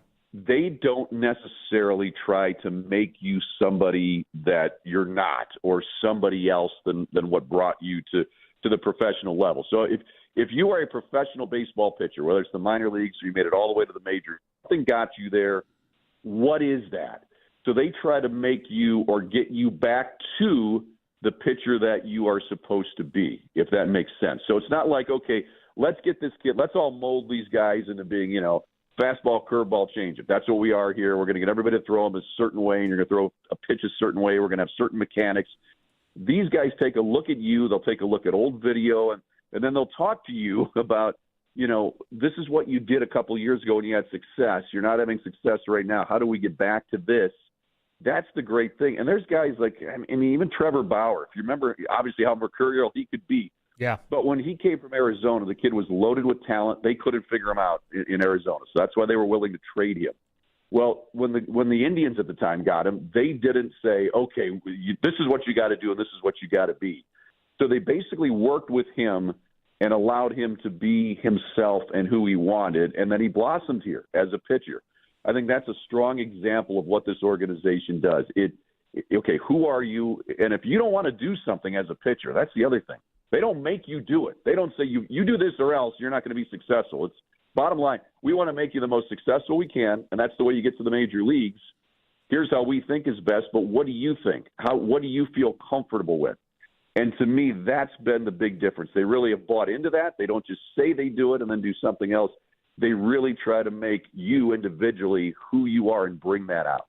Al Pulaski joining us from Guardians TV. How difficult, as we get to the trade deadline, how difficult is it going to be? Because, we still got another month, but there's 3 teams that I think are just out of it. And that's only 3 teams. Like the Mets, the Giants, I think the Rockies are really bad. That's all National League. How difficult is it to make a trade where everybody's kind of still in it with the extra playoff spot? It's supremely difficult, and you nailed it, because everybody has the illusion they're in it too. Like if you look at, like you said, there's maybe 5 teams and all that are really out of it. But then there's another 5 to 10 teams that are probably out of it too. But you look and say, ooh, we're only 3 out in the wild card. We're only 4 out in the wild card. Yeah, but there's 8 other teams in front of you too, and you'd have to go on a 10 or 12 game winning streak to actually get ahead of all of them, because even if you're hot, there's going to be a couple other teams that are hot too. So adding the last wild card position was brilliant from a competitive standpoint, because the illusion is there, and there can always be a miracle, right? In baseball, somebody could always win 24 games in a month, and suddenly you're in it when it didn't seem like you were all year. But it's so highly unlikely.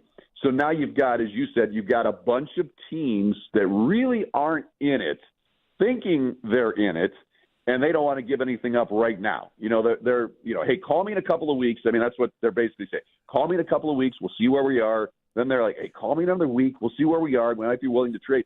But they don't want to, raise the white flag now, because then their fans who are paying attention may not pay as much of attention anymore, at least for this season. So that's why it is hard. And it has been generally at the trade deadline for the last 5 to 10 years. It always seems to be a seller's market and rarely a buyer's market. And honestly, Al, if I were the owner of the Angels, this is a nasty thing to say, but I'd be like, we're only 5.5 games out. And yeah, we might be 14 games under 500? We might be 5.5 games out, but people still would like to buy a ticket to maybe see Pete Alonso. So we're going to wait a while just before we do it, because I still need to make gate receipts in the ballpark here. Yeah, absolutely. That's part of the lie.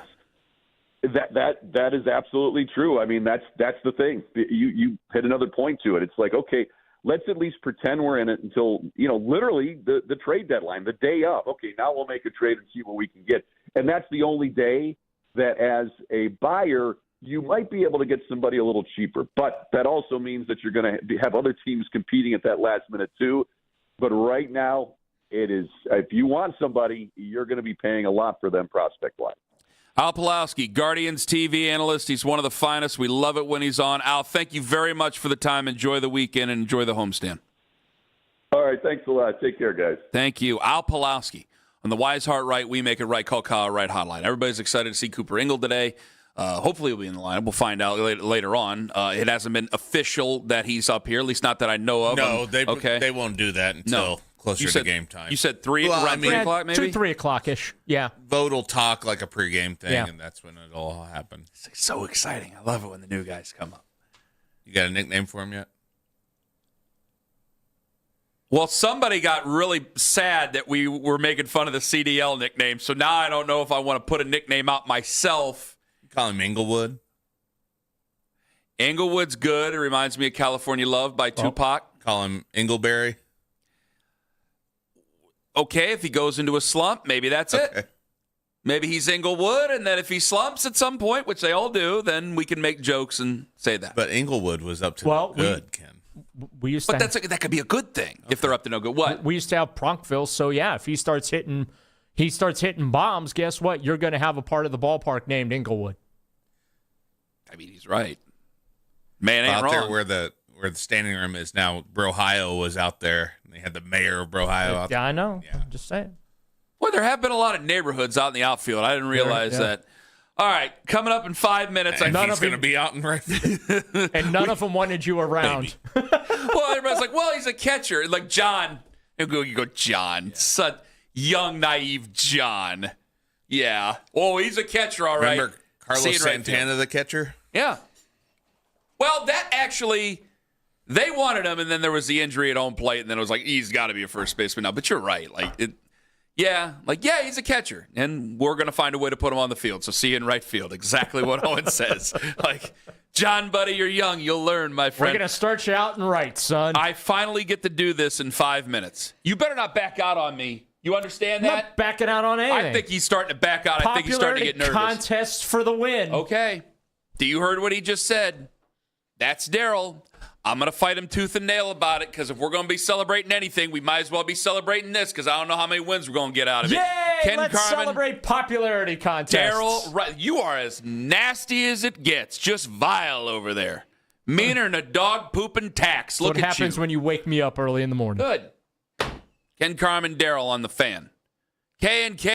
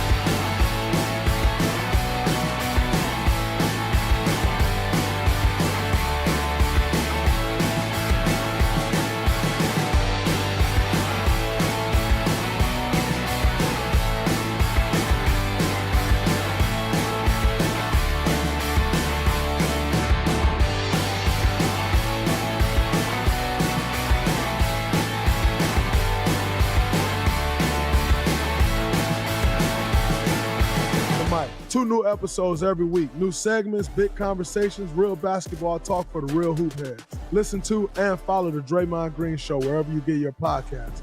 We're back. We're better. Let's get it. Sign up to be a part of the fan club. Download the free Odyssey app and follow 92.3 The Fan to get all of the best audio and best stories sent straight to your inbox. 92.3thefan.com. Fan Cash Fridays are powered by Fanatics Sportsbook, America's fastest growing sportsbook. Be the 10th caller on our 92.3 The Fan contest line for your chance to win $100 in Fan Cash from Fanatics Sportsbook every Friday. Winning hits different here.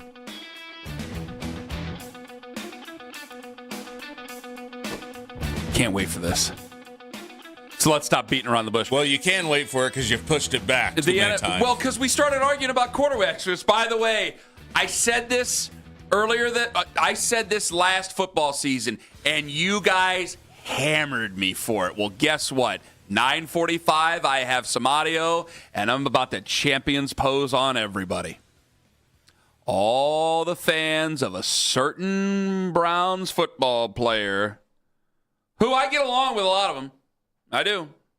Oh, you hammered me for it. Oh, okay. Well, I'm going to win this one. And we'll find out at 9:45. However, NFL Top 100s come out. Carson Swessinger is 90. Okay, let's go. Double down. Double down. Do it. Double, triple, quadruple down. Let's go. The Top 100 popularity contest of the NFL is out. Thank God. When you are done shooting your mouth off, and let remember, me know. You know Daryl shooting his mouth off, of course, brought to you by Scheiben Jewelers, Cleveland's premier jewelry store.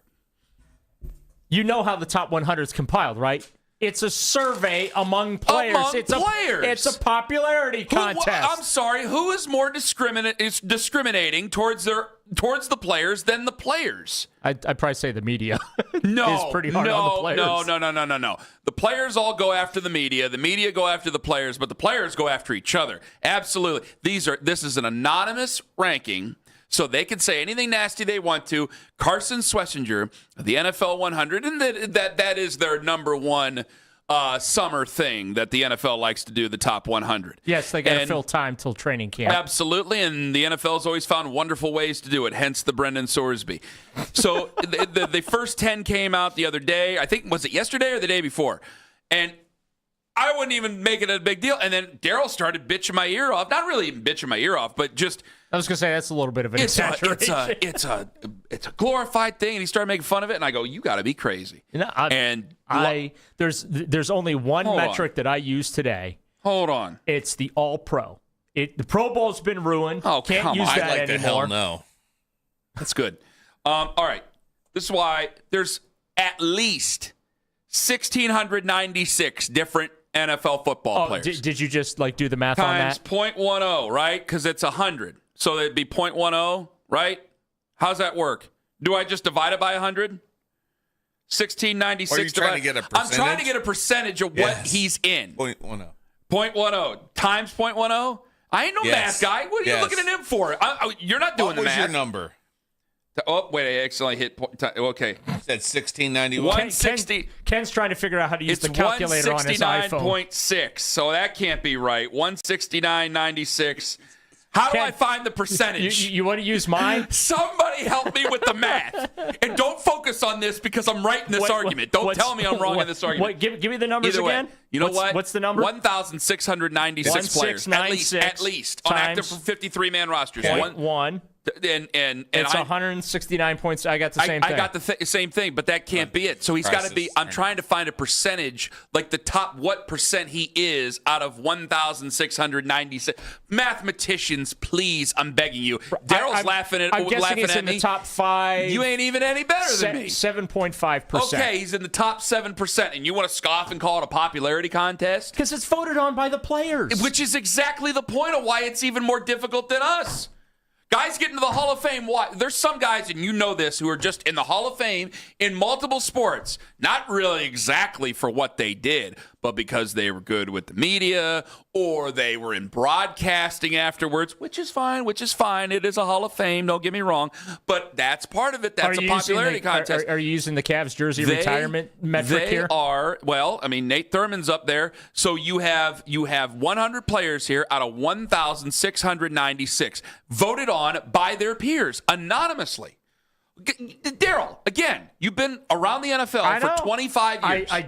25 seasons. I don't get excited by this at all. Well, then I don't. Then the season's just going to be a dry fart for you because there's nothing else to be excited for unless they actually go out there and win. It's either this or quarterback arguments or possibly trading Denzel Ward anytime a cornerback gets hurt or arrested for being charged with kidnapping and robbery in the NFL. That doesn't happen every day with cornerbacks. So it's either that or this. I'd much rather argue about this. Well, you can argue, but I'm sorry. Look, congratulations to Carson for being, 93rd on the list. So congratulations. It's nothing against. Do that now. It's nothing against Carson. Where's the math? I don't get excited by the NFL top 100 that's voted on by players. Yeah, 1,696. Just like I don't get excited about Shedeur Sanders being a Pro Bowl quarterback. Top 5.4%, top 6%. But that's the thing. So I was close. Wait, but no one said. I didn't make a big deal of the Pro Bowl. I'm not counting the Pro Bowl for Carson Schlesinger. I'm counting this. I think this is a bigger deal than the Pro Bowl. Again, it's voted on by his peers. That I will agree with. He's 93rd. He's the 93rd best player. I think it'd be a much bigger deal for him to not be in the top 100 after being the Rookie of the Year. Yeah. I mean, well, that's a good point. Honestly, but that means listen. If it were just like, well, somebody had to win DPOY, and he ended up having a bunch of tackles, and he played in the same defense. Oh, you mean the Evan Mobley Defensive Player of the Year award? Oh, when Mobley was hurt. Well, actually, that's the first thing anybody says when I start defending the whole, are we sure we want to trade Evan Mobley for Jaylen Brown? They go, because Wemby was hurt. He got the international Wemby wasn't around award. I just love poking the bear. So they start to do that. No, I'm serious. But there's not very many victories that we can get out of this when it comes to our players. And I understand that there are much bigger things to get into, but you got to stop and smell the roses. This is a fantastic football player here, and this is much better than the Pro Bowl. But see, this is the 93rd best player out of 1,696, which Owen did the math. We're talking about the top 5% here. That's pretty damn good. I never said he wasn't a fantastic player. If you were the top 5% of anything, you'd be bragging your ass off. I would too. Exactly. You tell us all the time, Daryl. Thank you. Come on. You'd make a mandatory announcement before we introduce you. Exactly. Totally the top 5% of anything good. By the way, speaking of the devil, the Mets just fired their manager. Wait, what? Yeah, the Mets did. We were just talking with the Mets real quick with Al Pulaski, and the Mets just fired their manager. So that's interesting. All right. So there's a job open. And for those of you wondering, their manager's name was Carlos Mendoza, in case you didn't know who he was. So they fired their manager, and that's it for that. Back to the Carson Schlesinger. He's 93rd out of 100. He's a great player. So why are you dumping on it? Why dump on it? I'm not dumping on him. I'm dumping on the whole. I know you're not dumping on him. Yeah, I'm dumping on the whole top 100 thing. But I think it's an actual. I just never got into it. Like sitting there and arguing. Like Lima always brings up, like they're not the best if they're not a quarterback. And we've gone around and around and around and around and around. But why I like the top 100, I'm serious about this. Why I like the top 100 is because they go football players voting for football players. So the best football player, not necessarily quarterback, didn't say most important, didn't say top 100 most important players, because the most important would be quarterbacks.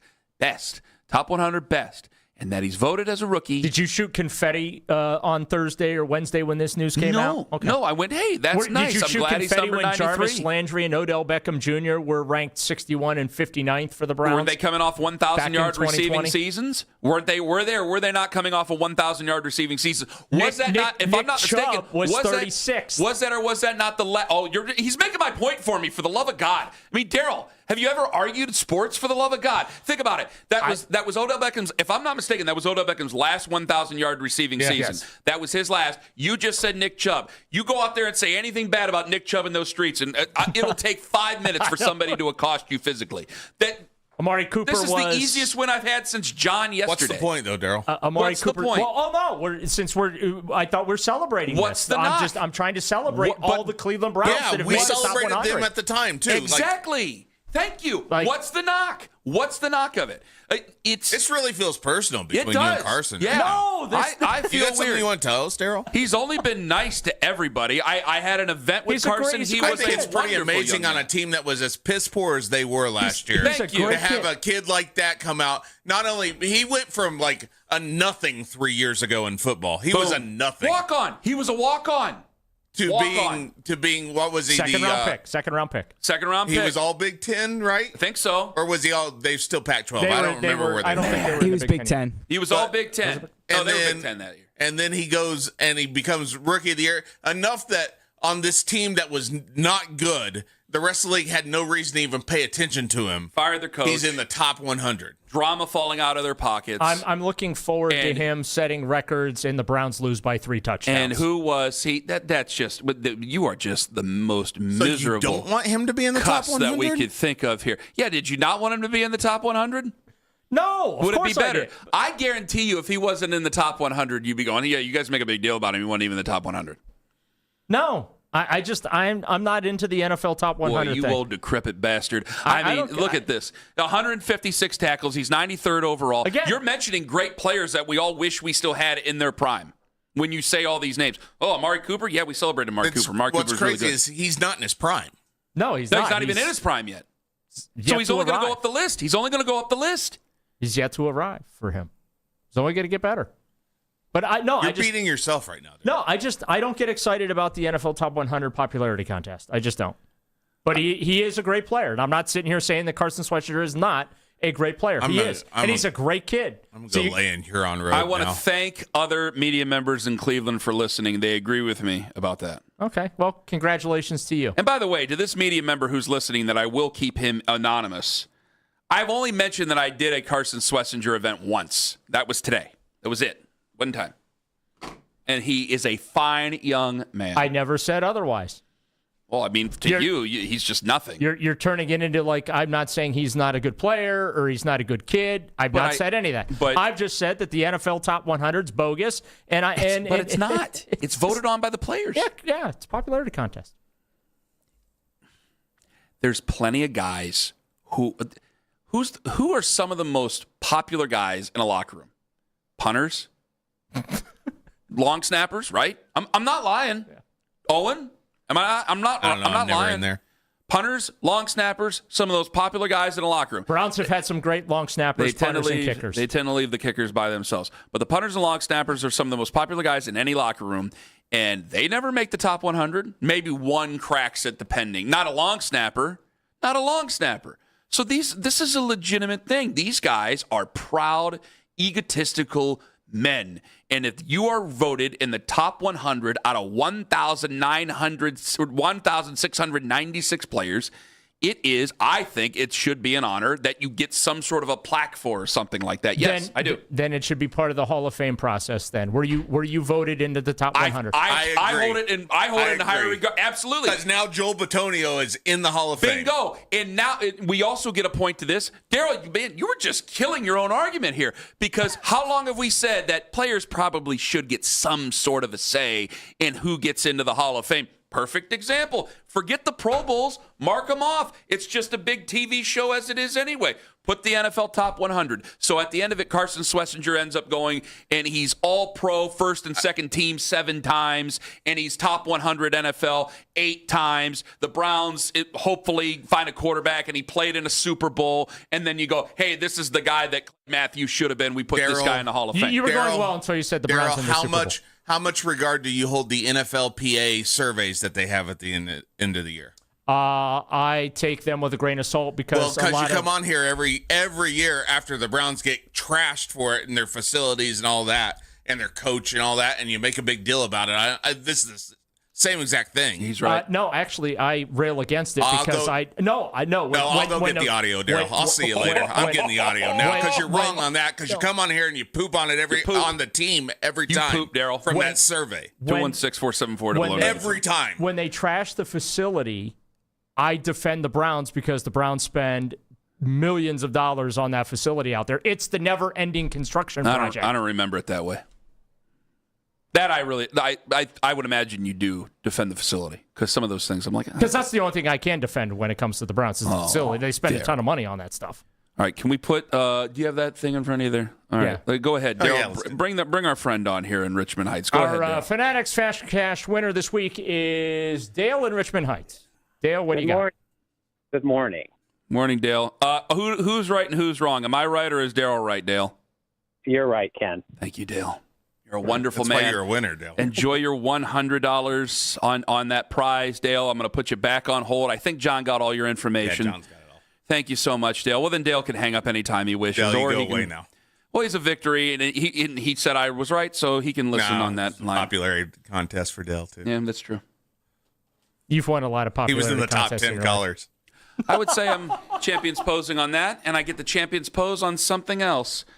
As I said, Kevin was Shador's best friend, and you hammered me for it. Well, guess who agrees? It's coming up in 5 on The Fan.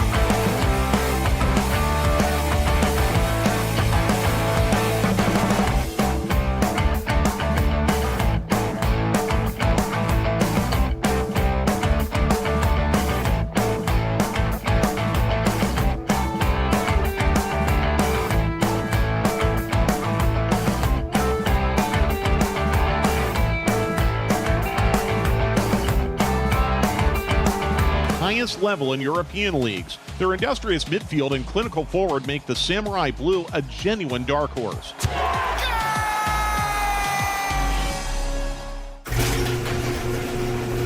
Leave the garage door open and turn up the fan. Spend the summer with your home for Cleveland Sports Talk. 92.3 The Fan.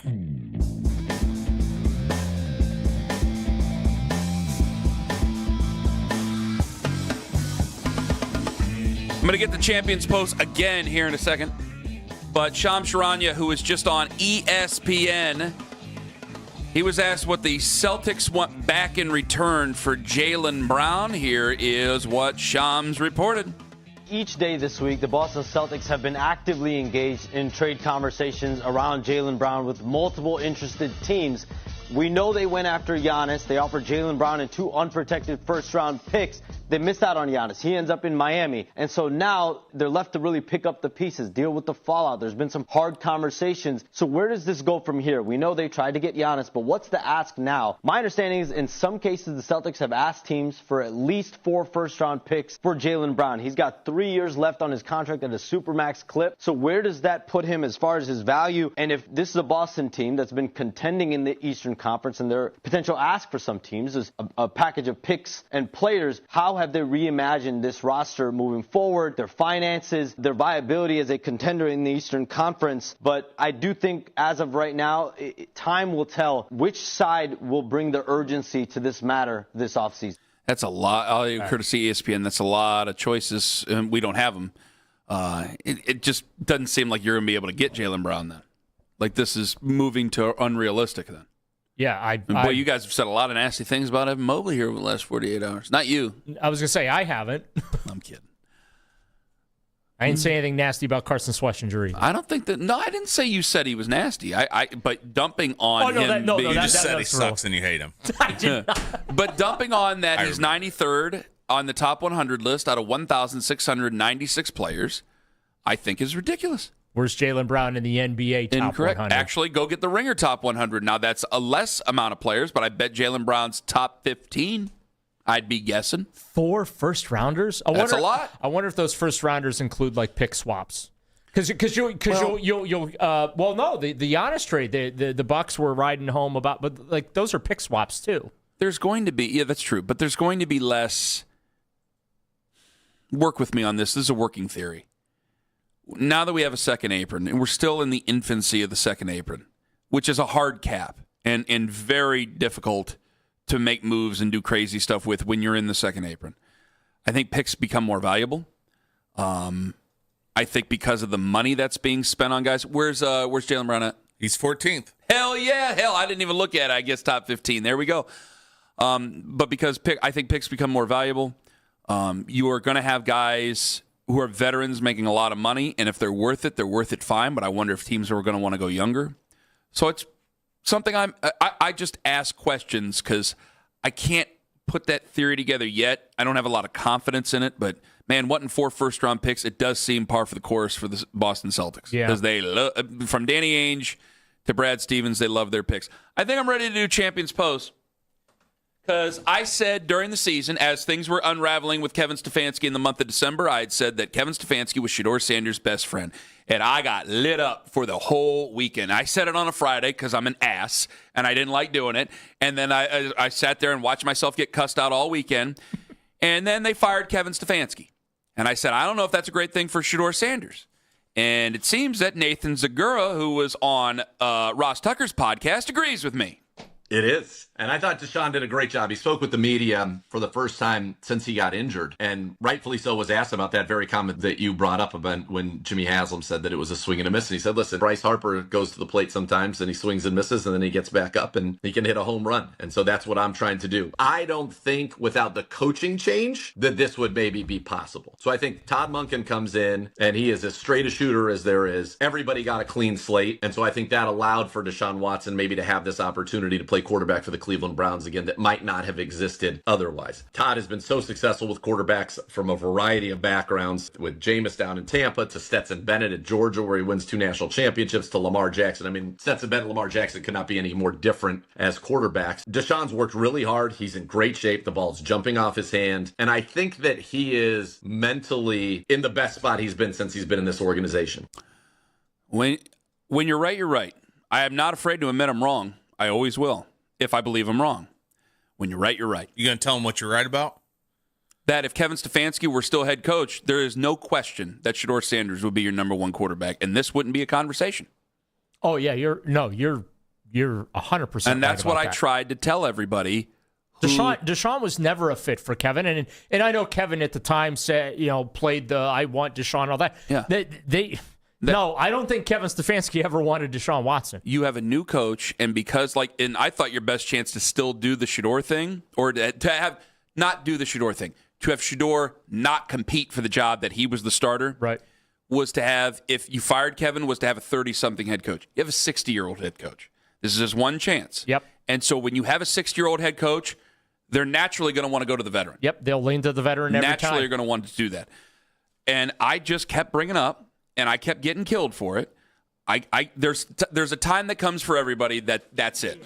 And maybe it was just time for Kevin. But you had to know going in that if they fired Kevin, it wasn't going to be that this new guy is just going to come in and never think about Deshaun Watson, and he's just going to embrace Shedeur Sanders. If Kevin were still here, we are not talking about a competition right now. I agree with you 100%.